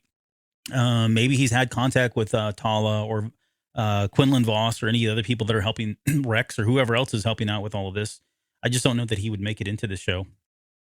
Let's see. Jeff says, either way, either we will or we won't is absolutely spot on analysis. So thank you. I appreciate someone What we're here for. likes the, that's what I'm here for. Voss looks a lot more like Jason Momoa to me. Oh, you just like Jason Momoa, Dante. That's all it is. Yeah. He's a good looking guy. He's a really good looking dude. Yep. Let's see. And then, it's on the way. So Lauren did order the book, so it's coming. We could give her that. Could we see a Voss series? Says Tuan. Don't give my hopes up, Twan. Stop it. Don't do it. All right, we got to continue. Don't you give me hope. Don't. That's right, because then you will take it away. All right, we got to keep moving forward. I know. Okay, we got to move forward here. What are we on? Oh yeah, we're an hour and a half. Okay, we're good. We're good. But yeah, there's a lot of great moments here. We got to see the Jedi symbol, which later on, just to kind of steal my own thunder, when Reva comes in there and she sees it, like you can see the look on her face, like she's disgusted, or like there's like a visceral reaction on her face, right. Seeing that someone had carved in that. And that's very much where my comments earlier came from. Of like, there's got to be something deeper to Reva about her disdain for the Jedi. Yeah. There's just got to be something else there. It just keeps coming up, right? We keep getting bits and pieces that there's more here to this story. So absolutely, we'll see. And then let's talk about the quote. Obi-Wan reads the quote that Quinlan Voss wrote on there. Only when the eyes are closed can you truly see. What are your thoughts on that? I know there's been a lot of speculation, a lot of theories as to what that line means. People have taken that very literal. Some have taken it to be more spiritual or metaphorically in some way. But your thoughts on that quote? What's he talking about there? Right. I mean, yeah, there's clear connections, right, with what we've seen throughout Star Wars, not even just the trilogies, but all of Star Wars, right? The blast shield down. How am I supposed to fight? Your eyes can deceive you. You don't trust them. And again, I think it's also one of these things of I remember more towards Last Jedi, right? When it's you're probably much better at remembering this quote than I am. What Poe recalls when he's talking to Holdo about what Leia always said, right? That if you can't see through the night, you'll never make it through the day, or right, or something like that with the sun.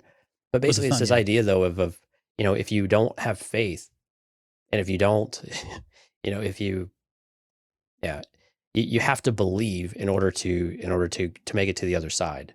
You have to make it through the darkest of night in order to come out on the dawn, right?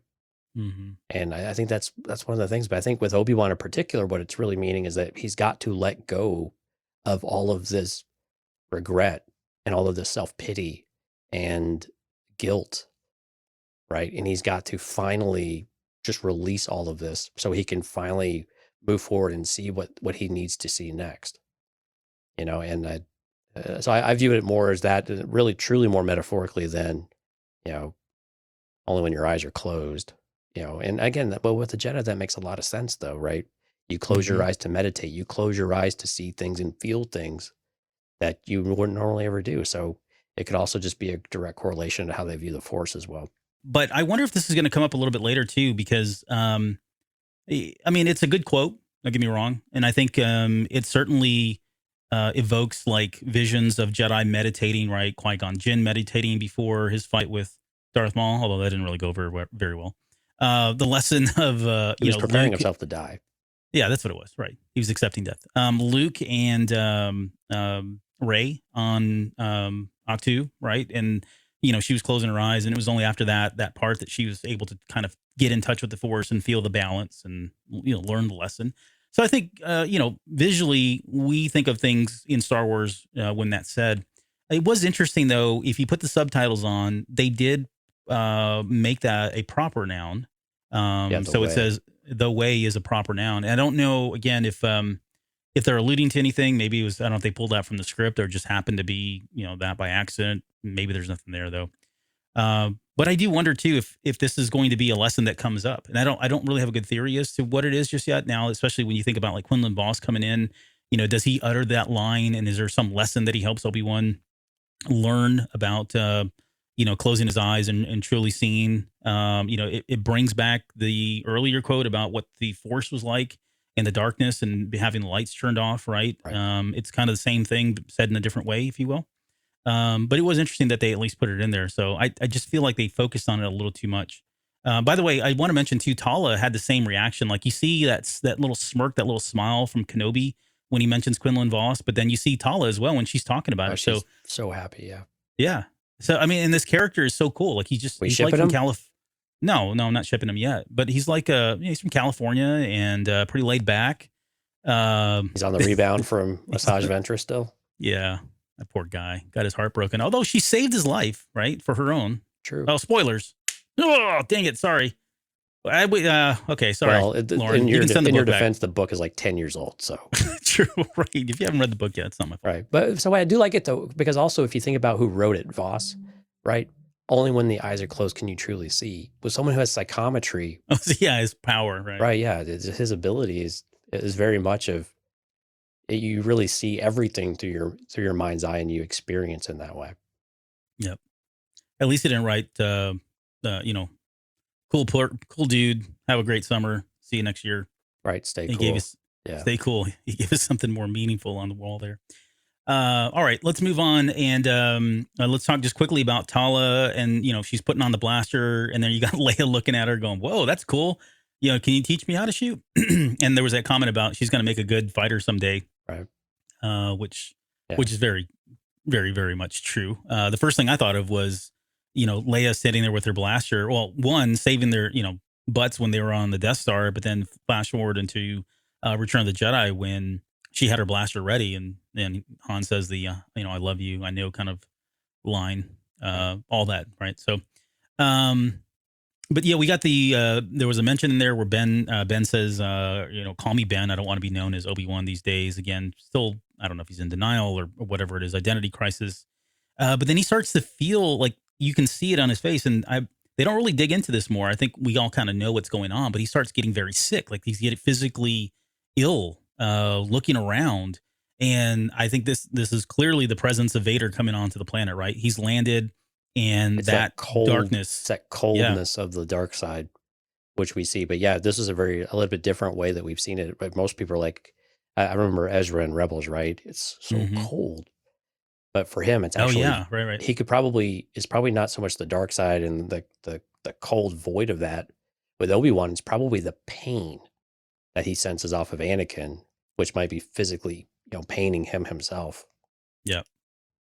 So Vader is in town. I will say the only thing that it's a nitpick. Did not change because I love this episode. It didn't change anything, but the minute they go into the safe house, it's completely daytime, and then when Vader shows up, it's like dark, like it's nighttime. So I don't. Maybe it's the sun has set quickly on this planet with Vader approaching. So maybe Vader brought the darkness. I don't know. That's how I was interpreting that. He blacked out the sun when he walked up. Right. Something happened. Like the sun. But he got really dark really fast. So watch it. It's kind of funny. It doesn't change anything though. But yeah, Vader's in town and he's already walking through the streets. He's got the Inquisitors with him and he stops. And this is what we were talking about earlier, where he is zoning in, like he can sense Obi-Wan and it's, whether it's the fear, which I think is part of it. Cause I think you look at that fight and half the time, Obi-Wan looks scared out of his mind. Right.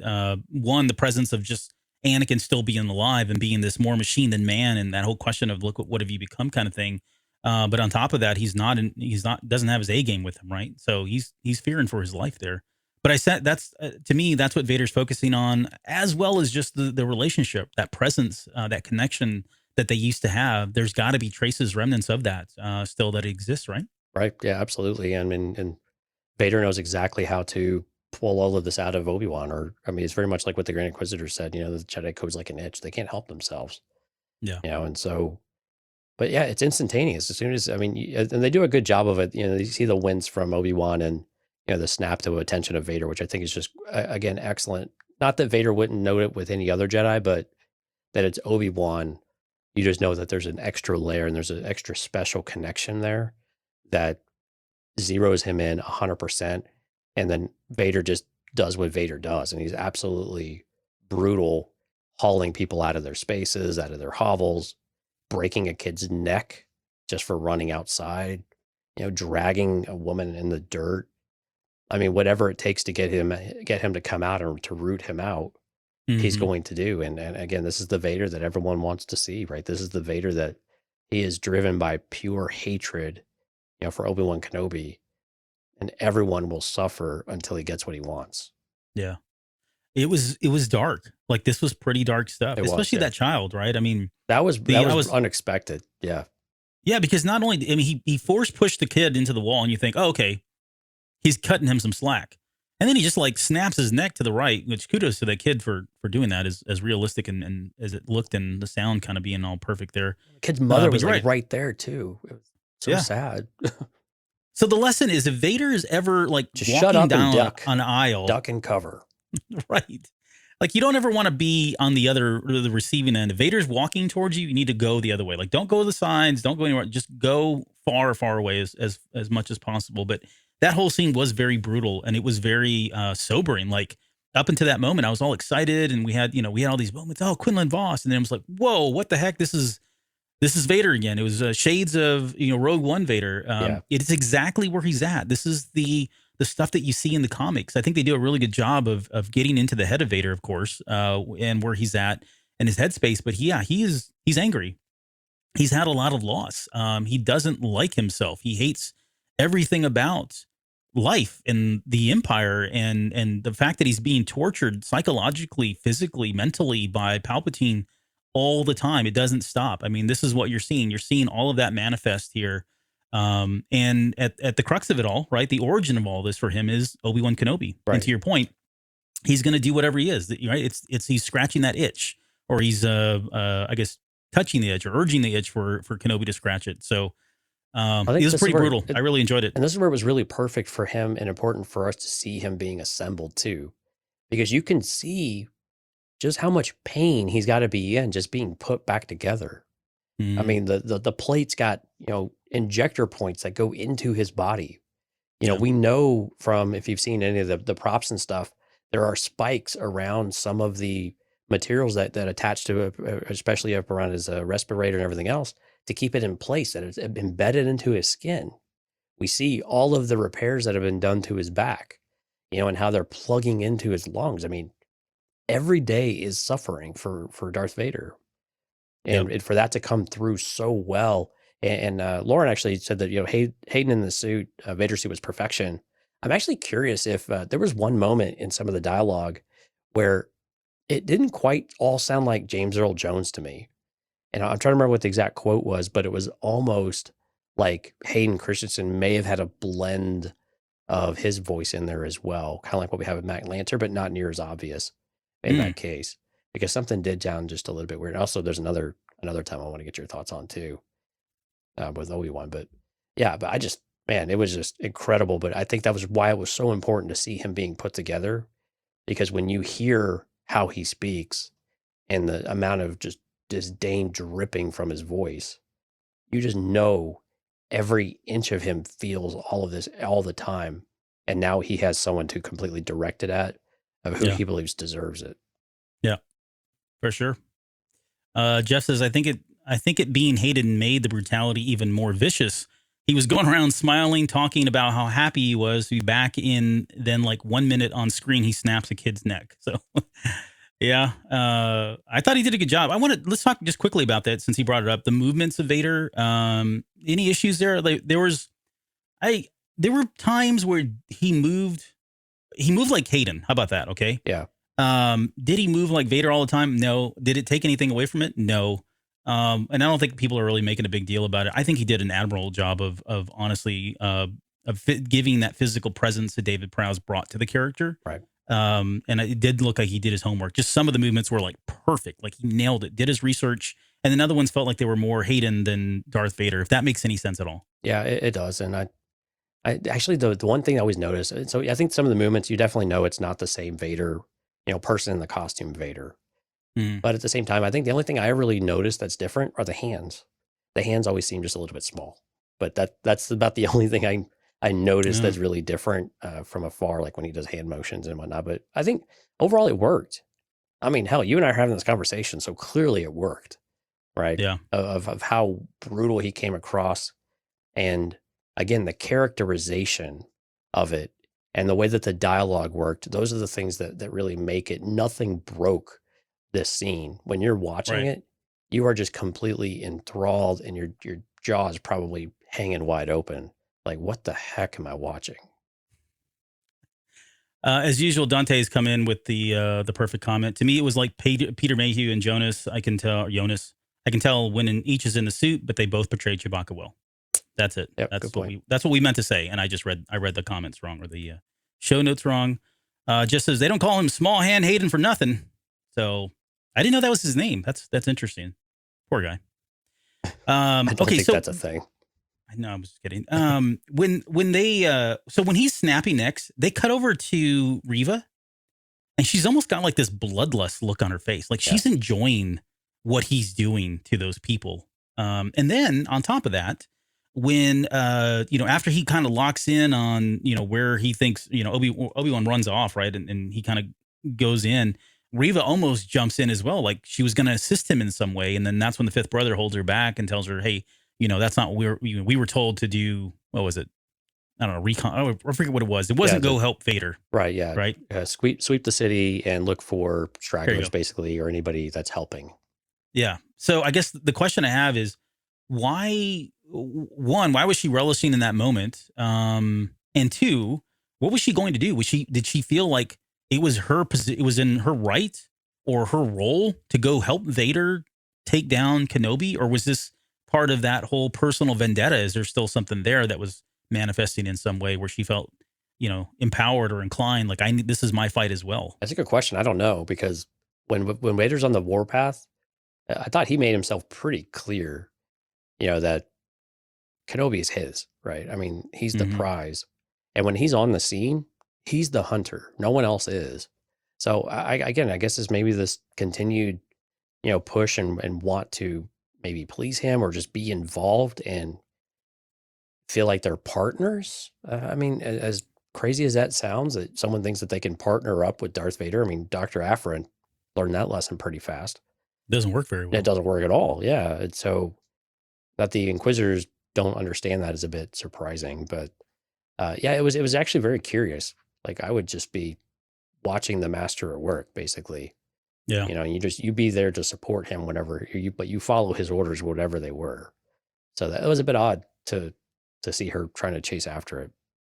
Maybe she just got caught up in the moment. Think of like, you watch like NBA games and they're like, there's that one guy who he didn't play the entire game, but then they make like a big 3-point shot right at the last second. He jumps off the bench like he made he's jumping around like, yeah, all right. He gets all caught up in the moment. I think that's kind of what Reva was doing here. She just got emotional and got caught up in it. I don't, in all seriousness, I wonder though, if they are going to, it just feels like there's something there. Again, I don't know. It feels like they're picking at something that will be explained here later on. I feel like we do need more background on Reva at this point. Like, it's just, there's so much it has to. I agree. Yeah. There's more there. They've just got to tell us it. Yeah. Or maybe she had to pee is what Dante. That's fine. They don't pee in Star Wars. Yeah. They don't do that. Unless you're molting, I guess. That's a Mando reference. Okay, so then let's get into the hunt, which is what I called it here. We talked about Obi-Wan, Obi-Wan decides that he's going to run out of town, right? Because that's probably the best thing to do. You draw him out of the town so that more innocent people. I love how every time they have a standoff, Obi-Wan's like, nope, and just runs off. Yeah, he does it like 2 or 3 times where it's like, haha, and then he takes off and goes the other way. I was not expecting Vader to ignite his lightsaber in that moment. I don't know why. And I mentioned this was a jump scare. There's just something about, and it's the image that we used on the background here. You can see it there. But I was focused on Obi-Wan, and I saw Vader come into the shot. But when that lightsaber ignited, I don't know if they cranked the volume up or what, or maybe the fact that it was like 2:30 in the morning, 2:45 in the morning. You were falling asleep. You didn't realize it. No, I didn't. I wasn't falling asleep. That's for sure. But it scared the crap out of me. As I posted, I soiled my pants. Not really, but it came pretty close. But we got some dialogue here. He says, "You cannot run, Obi-Wan." This is then where Obi-Wan ignites his blue lightsaber, and we get this amazing line of, what have you become? And his response is, "I am what you made me." Oh, but the anger and the way that it's delivered, though, is just incredible. And this is where I'm wondering if Hayden had to have something in there to get that type of emotion behind it, because it just seemed like there was if they did that 100% with AI, holy smokes, that's impressive to get that kind of expression out of it. And maybe we're just reading too much into it because this is what we do, and we hear things like this, and with a voice that deep and that resonant, you just apply things that maybe don't exist. But man, the anger, "I am what you made me." I mean, you could just hear it. Yeah, man, it just gave me chills just thinking about it. Yeah, there's I don't know, when we don't have the insight into how they do this, but maybe it is one of these things where they do record. They start with the baseline voice, right, of somebody like Hayden delivering the line, get the emotion there, and they just overlay that with the stuff. I don't know. I'm trying to find a way for them to have gotten that kind of a emotion out of it, and other than it being it's witchcraft and wizardry. Scripts. That's what it is. Yeah, it probably is. But you're right. It was a very powerful delivery of that line for a computer. Otherwise, kudos to Hayden for the way he delivered it. But yeah, that one cuts deep. No pun intended. I am what you made me. And we see that comes up a little bit later, right? When dragging to the fire and all that. I mean, he's trying to make him in his own image. Oh my gosh! In some ways. So, but yeah, this is where Obi-Wan runs away at that moment. Excuse me. And then we get to Reva finding the path. I think a lot of people have been asking, like, how did she know? And I just chalk it up to her being force sensitive, right? We don't know the extent of her powers. We know that she's able to read minds, but she probably has other abilities as well, right? She can track fear. We saw her trying to track Obi-Wan back on Dayu, so she may have other abilities that we're just not aware of. But she does find the safe house, and then there's Leia, and this is where I felt like Leia's force came into play. They're in the tunnel, and she's talking to Tala about, you need to go help him. And he's like, "No, he'll be fine." She says, "No, he won't be." Like, and Leia says that definitively. "No, he will not be." Like, "No, he won't be." And I wonder if, again, did she have some foresight into that, right? She may not know it, but just the feeling, that overwhelming feeling that, no, he's not going to be okay, and that he is going to need somebody there. I really feel like that is the force intervening, or she's connecting with the force in that way and able to see that. And I wouldn't say she went. I mean, I don't think she used the force to make Tala finally go. I think Tala probably sensed something very sincere and very real, or had her own. Maybe she's force sensitive. We don't know, but she definitely felt like there was something there enough that she's going to listen to this 10-year-old that's telling her to go and run down the tunnel all by herself. Right. I think that Tala probably sees that Obi-Wan is not the same Obi-Wan Kenobi that she's probably heard stories about. Right. And that he is not up for this fight. And yeah, he's going to need all the help he can get. I mean, it turns out they were all right. So, but yeah, I think it was very much that she just knows he's not the same person he was. At least in this moment, he's not that person. We cut back over to a very scared Obi-Wan Kenobi. He's kind of walking, looking around all over the place, can't figure out where Vader's coming from. I was getting echoes of the throne room from Return of the Jedi. Yeah. Right. Well, Same kind of the boogeyman too. You're just looking around the corners. You don't know where he's going to be. And then you come around and you see the figure just standing there, and there's just no escape. His lightsaber was so bright too. Like, if you've ever turned a light on like that, it almost limits your ability to see. Like, if it's that bright, so it could have given Vader the advantage. Not in front of your face. Yeah. Yeah. Or high above you so that it shines down, not directly in front of you. But yeah, it was almost like he was blinded by the light, which I thought was kind of symbolic, right? Or maybe ironic, I guess I would say. Yeah. But nonetheless, Vader comes in, and this is where we get our fight. And again, this is not, I don't believe in my heart of hearts, this is the fight. There's going to be another fight, a bigger fight, a better fight later down the road. But this was not a fight. This was Vader toying with his prey. This was if you've ever had an animal bring you a half alive animal a dog bringing you a half alive animal that they've just been toying with. It's essentially what this was. He's sitting there one-handed, wailing away at Kenobi, and Kenobi is just on the defensive. I mean, he's on his knees at one point. There's a moment there where he slashes 3 times, and you can't help but think of, again, Return of the Jedi, when Luke slashes down on Vader, kind of in that same position, that prone position, holding up that one lightsaber with both hands, or one hand at that point, trying to defend himself. But this was not a fight at all. This was Vader toying with him, and we get to see more of that a little bit later on. But I think what really struck me was just how weak Obi-Wan was, and the line following that is, "The years have made you weak," is what Vader says. But yeah, we definitely see I guess an Obi-Wan who's physically weak, weak in the Force. Everything that we've talked about, where he is right now in his connection with the Force and his abilities, all kind of came to a head here in this moment. Yeah, exactly. I mean, and again, you could just tell Obi-Wan doesn't want to fight. He's when he pulls out his lightsaber the first time, it's almost like he doesn't know what to do with it, or he just doesn't want to turn it on. He's fighting himself as much as anything else. And I think some of it's disbelief that this is Anakin. This can't be Anakin. But clearly it is, and he's just completely lost all train of basically of sane thought in this moment of like what to do and how to defend himself. It's almost like all of his training has just come completely out of the window, and he's just in straight. You brought up like an animal, but yeah, it's like basically in survival mode, right? And so basically, you just do whatever you can to fend it off, and you scramble away and you run away, and until you run out of places to run. But the years have made you weak. I think also the years have made Vader strong.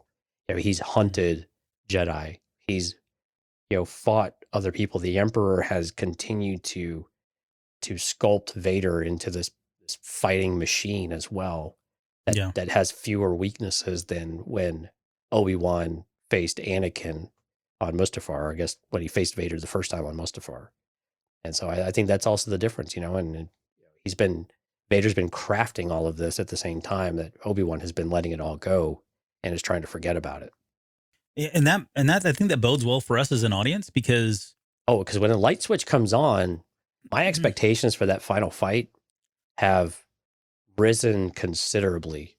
Yeah. And my expectations were already fairly high, but now my expectations are very high as to what we're going to see with this. Mine are unrealistic. I don't think you're wrong in having that any kind of unrealistic expectation at this point, though, given what we saw here. For him to come back, Obi-Wan's got to have a huge light bulb moment up to where he finally clicks in and something drives him to drive Vader back to where we get those infamous quotes in A New Hope. Yeah. Yeah, it's going to take a montage. He can't get lucky, right? Right. Yeah, it's going to take a montage. That's the only thing that's going to bring him back is a montage at this point. It might be. With Survivor in the background, too. It has to be Survivor. It can't be any other band. Can't be Journey. It has to be Survivor. Can't be Journey. Nope. Sorry. I mean, maybe Don't Stop Believing. I mean, I guess you could work that in, right? It's always a good one. Yeah. But yeah, no, I mean, that fight, the expectations are unrealistic because, like, to your point, they're so despairing in terms of where they are, right? There are polar opposites and complete opposites in terms of where they are with their powers and how Obi-Wan gets to that level. He's got to rise to that level. I mean, it's a montage. I don't know. Seriously, I don't know what is going to happen, but the expectations of how he comes around are high. And that final battle, I suspect will be 30 minutes long, right? It's going to be pretty epic. Because you're right. They've got a lot of holes to fill, I guess, or not really holes to fill, but if they're going to, if they're going to stay true to the context of that conversation or the conversations that have been had in A New Hope and in Return of the Jedi, there's some pretty big stuff that needs to happen still. Could just, how we get there, I don't know. We could just turn on the Cantina Cast intro music. That's enough to get your blood pumping. There you go. We could do that. That's what we need. We need an epic Cantina Cast montage for Obi-Wan that shows him rising from the depths. We're gonna make this when after the final episode. We're gonna put all this to the Cantina Cast music. Yeah, and we're gonna make this a reality. You've been challenged. No, you're doing this. You're gonna do this. I'm not doing this. I don't have time for this. I'm working on ship videos over here with Ray and Kylo. Tala and Voss. And Tala and Voss, right? Speaking of Tala, she gives Leia a hug, which Leia hugs are the best. I can't believe it. And by the way, what I meant to say about the 10-year-olds, like if you've ever had a 10-year-old or you've spoken to a 10-year-old, there have been a lot of people that have said, "Oh, she's too smart. She's too witty." No, this is what they are. If you've ever watched, there was a whole television show, a game show called "Are You Smarter Than a Fifth Grader?" Fifth grader, yeah. Right. At age 10, this is what they do. They ask a lot of questions. They're super intelligent. They're very intuitive. And they know everything. They know everything. They remember everything. They remember everything you said and will hold it against you for the next 5 to 10 years. This is what 10-year-olds do. So, and all I want to say is she is this character. I forget the actress's name that's playing Leia, but yes, she's playing Leia to a T, but she's also playing a 10-year-old to a T, which I think is perfect. And I love that she's giving Kenobi a run for his money, because if there's anybody that deserves, this kind of a relationship, that dude, dished it out in spades in the Clone Wars and everywhere else, right? So he was the king of sass, and now he's got it coming right back to him. So, anyways, that's all I want to say about Leia. I don't want to not say that, because I don't think we're going to bring her back up here very much in that context at this point. Okay, we go back to the fight, and this is where they were. This is the moment where he's slashing down 3 times that we talked about, and then we get the line of "You should have killed me when you had the chance," which again is very at a Black Label dark. Society moment. Black Label Society moment, yeah, because that's part of a song.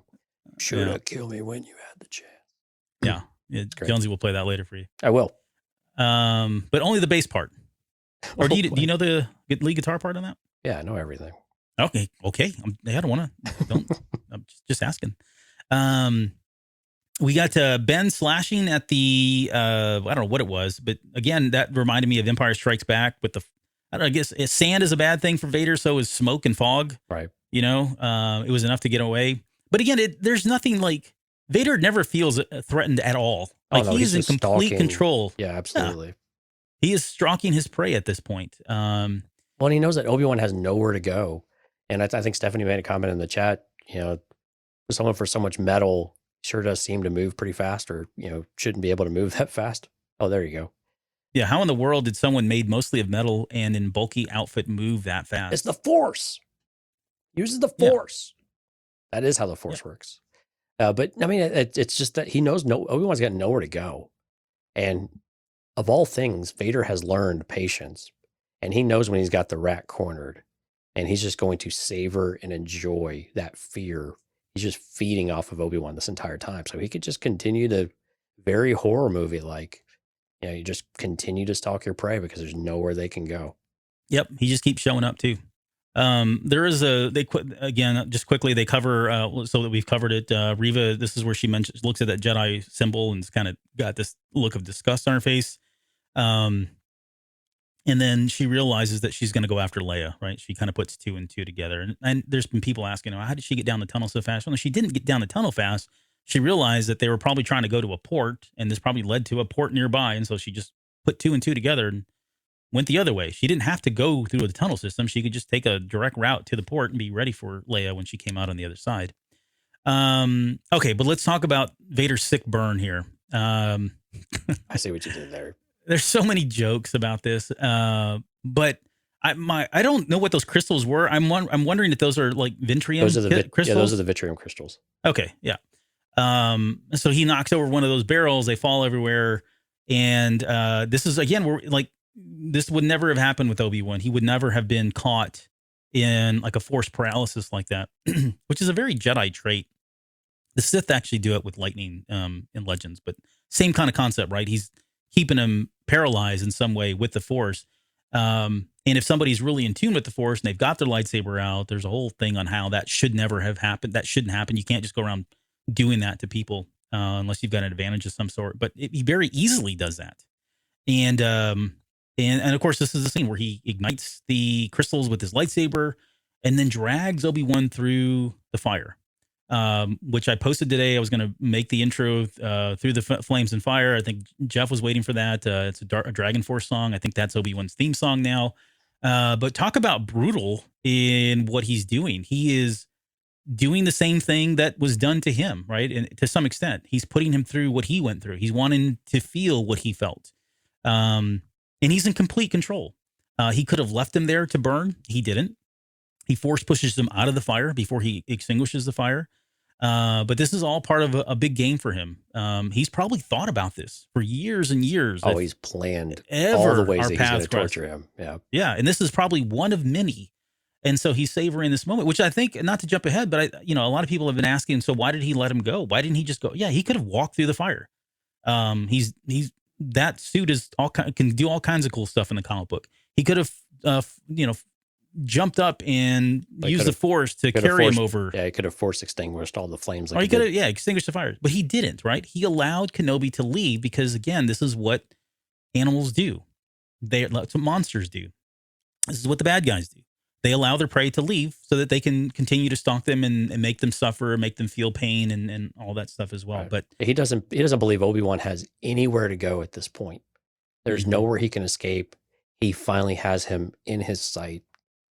And now what was interesting though is we say all that because I firmly believed that at one point, but then afterwards it's all of this, the chatter and everything in the scene was, he got away and then, but I think Vader wouldn't have just let him get away.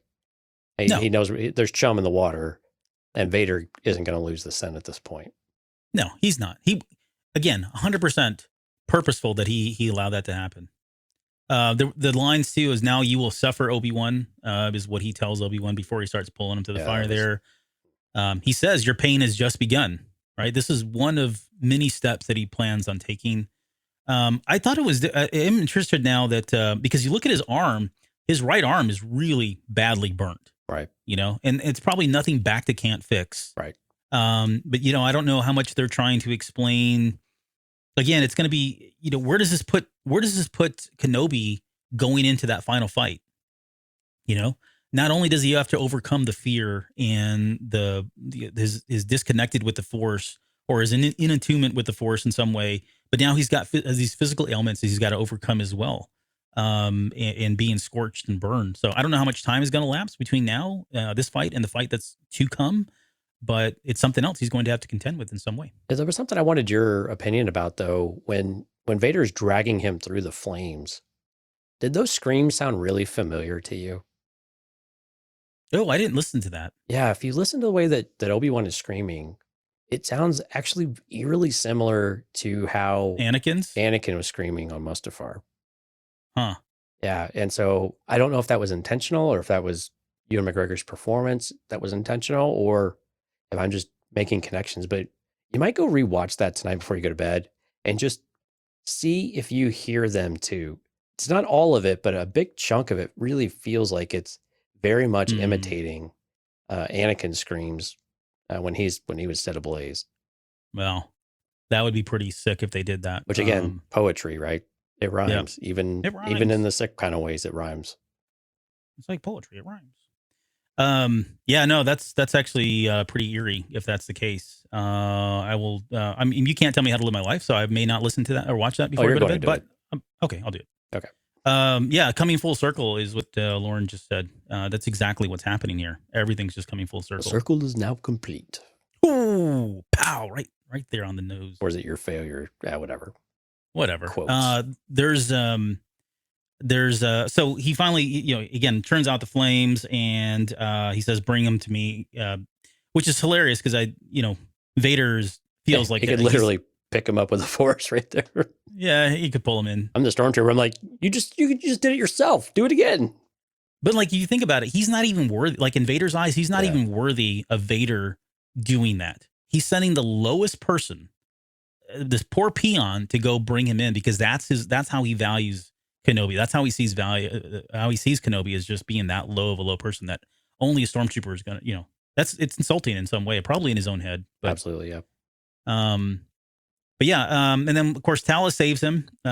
She gets that shot off. I love that Vader never flinches when there's like blaster fire going on. And he can't. I mean, that suit again is impervious to blasters. And even when he does, he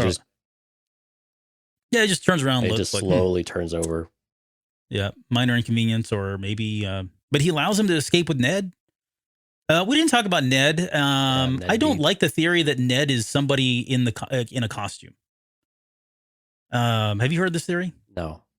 Yeah, some folks are saying because at one moment, sorry, we'll come back to this in just a second, but at one moment when Ned is standing there and he's got the hammer, Right. the way he's holding the hammer and the way he's gripping it and adjusting is a humanistic trait and not something a droid would do. And so there's all kinds of theories as to who this could be under the suit, and the fact that he, quote, very conveniently doesn't talk because he is a droid. I've heard everything from clones of some sort, right? Because their voice is so well known that they don't want to talk, although didn't do anything for the clone trooper that was the beggar in the last episode. Right. But yeah, I don't know. I'm not really on board with this. I like the fact that he's just a droid. Yeah, I think he's just a droid. Okay. We'll go with that. And if we're wrong, then we'll just edit this out and say we were right. Sure. But Ned takes him out and carries him away. Stormtroopers living up to the billing of being terrible shots. Yeah, they can't. But they couldn't see through the flames. Yes. If you turn the subtitles on, it's just a lot of banter of, I can't see anything. Oh, the flames are too high. I mean, it's literally, that's what they're saying, even though you can't hear them. Funny moment, though, if you look at the one who's, like, if you're looking at Vader, so, the screen's pointed at Vader, just to his left, there's a stormtrooper, and he's holding the blaster like this. Like right in front of him, just like standing there like this. It's that stormtrooper. He just got enlisted the day before, and prior to that, he was working at a bank. He's just glad he's got the right end pointed out, right? Exactly. Oh, those guys. So this is a good time to remind everyone, if you're listening to the podcast, we also do a live stream where you can see what I'm doing with my hands. With your hands. He's doing pew pew motions with his hands. There's a moment there. Okay, so they get away. The fifth brother then makes a comment about, "Oh, we're never going to find him now," which I think for the most part is true. Like if you think about it. Yeah, and this is the line that I was confused about because I thought Vader was not letting them go. He's like, "Oh, there's just nowhere you can run or hide." But now the fifth brother's like, "Oh man, all's lost. Oh, got to give up. Going home. Got to go back to Nur." I think from the fifth brother's perspective, yes, the trail is gone. There's something Vader knows something. I don't know what it is yet. I mean, of course we got Reva now. There's the leverage there. She's got Leia. Oh, she's got Leia. So yeah. So there is a way they can get Kenobi to come out, right? They can snuff him out. We've already seen 2 examples of this, and you're going to bet that he's going to come step forward or step up to go save Leia at this point. Like he's already failed his job. Unfortunately, I hate that. I'm not trying to be funny, but Bail Organa's like, "You're the only person I trust with my child," and then he makes that phone call right now. He's like, "How's everything going?" Slight problem, sir. Yeah. Don't worry. The connection's bad. Let me call you right back. Yeah. Must be an invasion. But yeah, no, he's got to step up because he failed his only job. He had one job. That was to get Leia back. And now she's gone from a bad situation to an incredibly worse situation because she's now or is she? Like, here's the thing.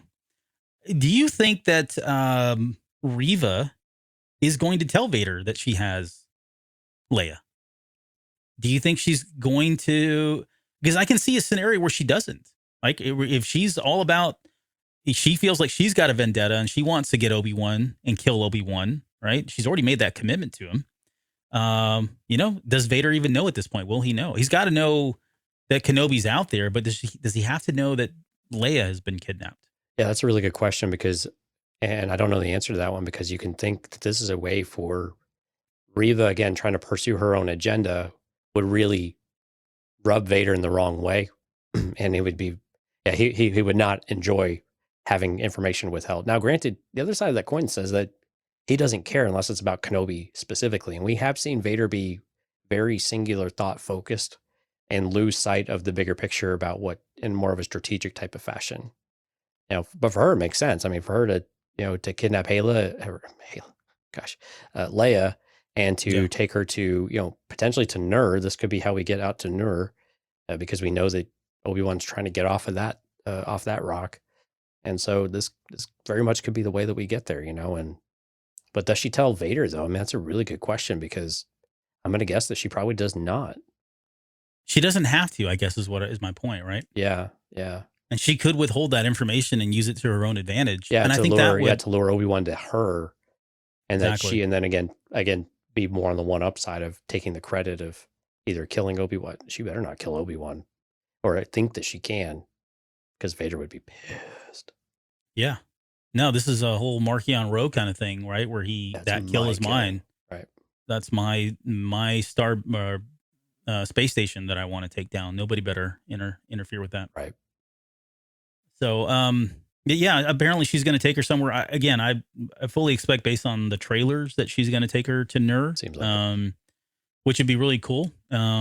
Especially if we get like a Quinlan Vos that shows up. It's not just one Jedi. It could be a couple. I don't know. It could be a couple. It could be there are rumors that we would get some Saw Gerrera stuff. Some of the that seems unlikely at this point. Yeah, I don't know how they would enter unless O'Shea Jackson Jr. is not playing Voss, and instead he is playing a what do they call it? I keep forgetting the name now. They're not pacifiers. What's their name? Anyways, you keep talking. I'll look it up. Yeah, so Saw Gerrera's group, Bob Saget. I can't think of the name, but it could be one of them. So maybe we get Rebel, potentially future Rebel people coming in and helping out.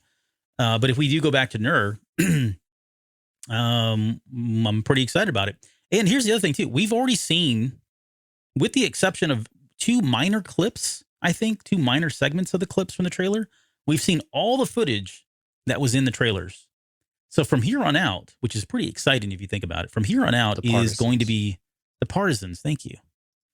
I knew it was a P. But yeah, from here on out, this is all brand new stuff that we've not seen before. So I'm really excited about what we got. Yeah. Yeah. Again, there's a couple things in there that, we know are going to happen, but yeah, this is all new footage. Yeah. We're halfway there, and now we've got more or less a blank slate in front of us. And that's pretty exciting to not know where it is. And again, I'm kind of surprised that Leia's, hung around this long too. And she keeps being an interesting and vital part of the story, not only as a MacGuffin or, something to keep things moving, but also to really pull these emotional moments out of Obi-Wan, and to have these moments of self-reflection, as well as, you could learn more about him in the same process, like the family that we talked about earlier. So I think that's really, it's been a pleasant surprise that having a child, involved throughout the episode is not dragging the story down at all, or slowing it down. I think maybe less so dragging, but just slowing it down and feeling like it's catering to something else. Like, no, it really still does feel like Obi-Wan, and now as much as any other time before it, I think. Yeah. I wonder too, like, so a lot of it, I think it's both ways. I think it's doing a lot for Kenobi.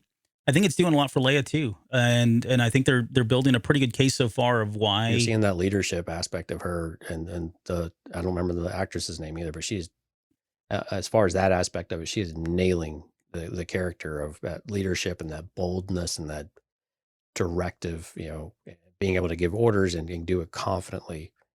And she's nailing that aspect of the character. Yeah, I wasn't going that deep. I was going to say she's making a case as for why she names her child Ben. Oh, yeah. I mean, I didn't even think about that. We've still got more story to go, but she's not going anywhere. And she seems like she's going to ride this out at least for another episode or two. So, another part or two. So yeah, I think there's, this is all kind of building that case as to why she would go forward, why she would name her kid Ben, when really, up until now, the only, it was associated with Luke. Yeah. Yeah. It was exactly. It's like, how do we know her, her dad, if you think about it from the context of the original trilogy, her dad knew him, and Luke talked about him, and yet she would go on to name her child Ben. I mean, I think they did a good job in Legends as to how that came about, but this gives it. Well, in Legends, it made more sense because Luke named his kid Ben. Yeah. Yeah. So I think it makes more. I think it does. Yeah, it bodes well. I agree. Yeah, it's really for filling in those holes. Yeah, lining that up. Yeah, agreed. Yeah. So where does Tala take Kenobi at this point? I think we've had a bunch of questions here, but we've already discussed them. So I guess the only thing we haven't talked about is where does Tala take Kenobi? I guess it depends on when they find out that Leia's missing. Do they actually go to Jabim, or do they go to Jabim and then they learn, and then they've got to figure out where they took Leia, or what? How quickly can they do back to spray to get Obi-Wan back up and running? All that good stuff. I mean, they got Din fixed up pretty quickly, right? Yeah, literally, IG-11 sprayed it on him and he was good to go in about 10 minutes. Yep. Fast acting to acting. That's a deep cut, John Madden. Yeah. Boom. Okay. Boom. All right. Well, I think we'll end it there. I mean, this is now 2 hours and 15 minutes. I apologize. Well done, sir. Thank you. Working as intended. So yeah, thanks for everybody that we are going to end it here. There's still a lot to discuss. From this, we will likely do a breakout Patreon show. We covered a couple different topics that we could probably do that on. We've also got a number of stuff that we want to still cover from the backlog of items that we brought up from Celebration, including all the trailers and, all the trailers, really. Yeah. We've got Shadow of the Sith coming out here very soon. We still need to talk about Brotherhood, which we've not had a chance to do. I don't know how we're going to do this. I think we're going to be recording a show every single night. And tonight, I am going to open this sucker up. So this is the High Republic's limited edition set that was at Star Wars Celebration. Yes. And I'm going to record that video. I'm so excited for you to actually open it. I know. Touch it. I'm excited. And open the books. Yeah. I'm pretty excited about this. I can't wait to watch this video, folks. So all that said, we've got a lot of content still coming. So please like and subscribe on YouTube so that way you guys don't miss any of these episodes and you know that you'll get the notifications. What else we want to say? Let's do some shout-outs. Yeah, let's do some shout-outs.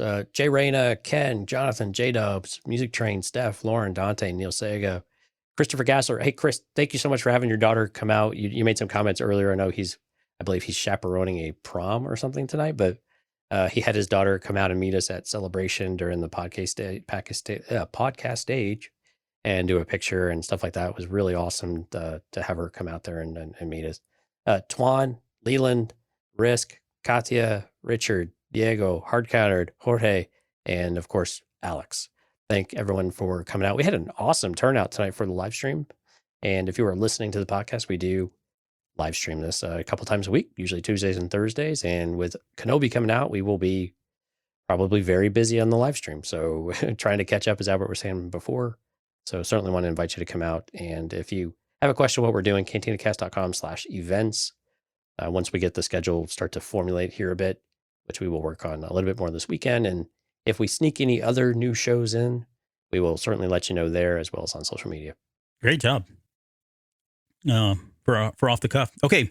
We're going to end it there. And as promised, I've got the new credits. Apologies to our $15 tier folks. I haven't had the chance to update that, but it's coming. So stay tuned. We are going to record some more shows this weekend, as Jonesy and I have discussed. So lots more to come. Any final words before we go? Nope. Punch it. We will see everyone in a few days. Okay. See you then.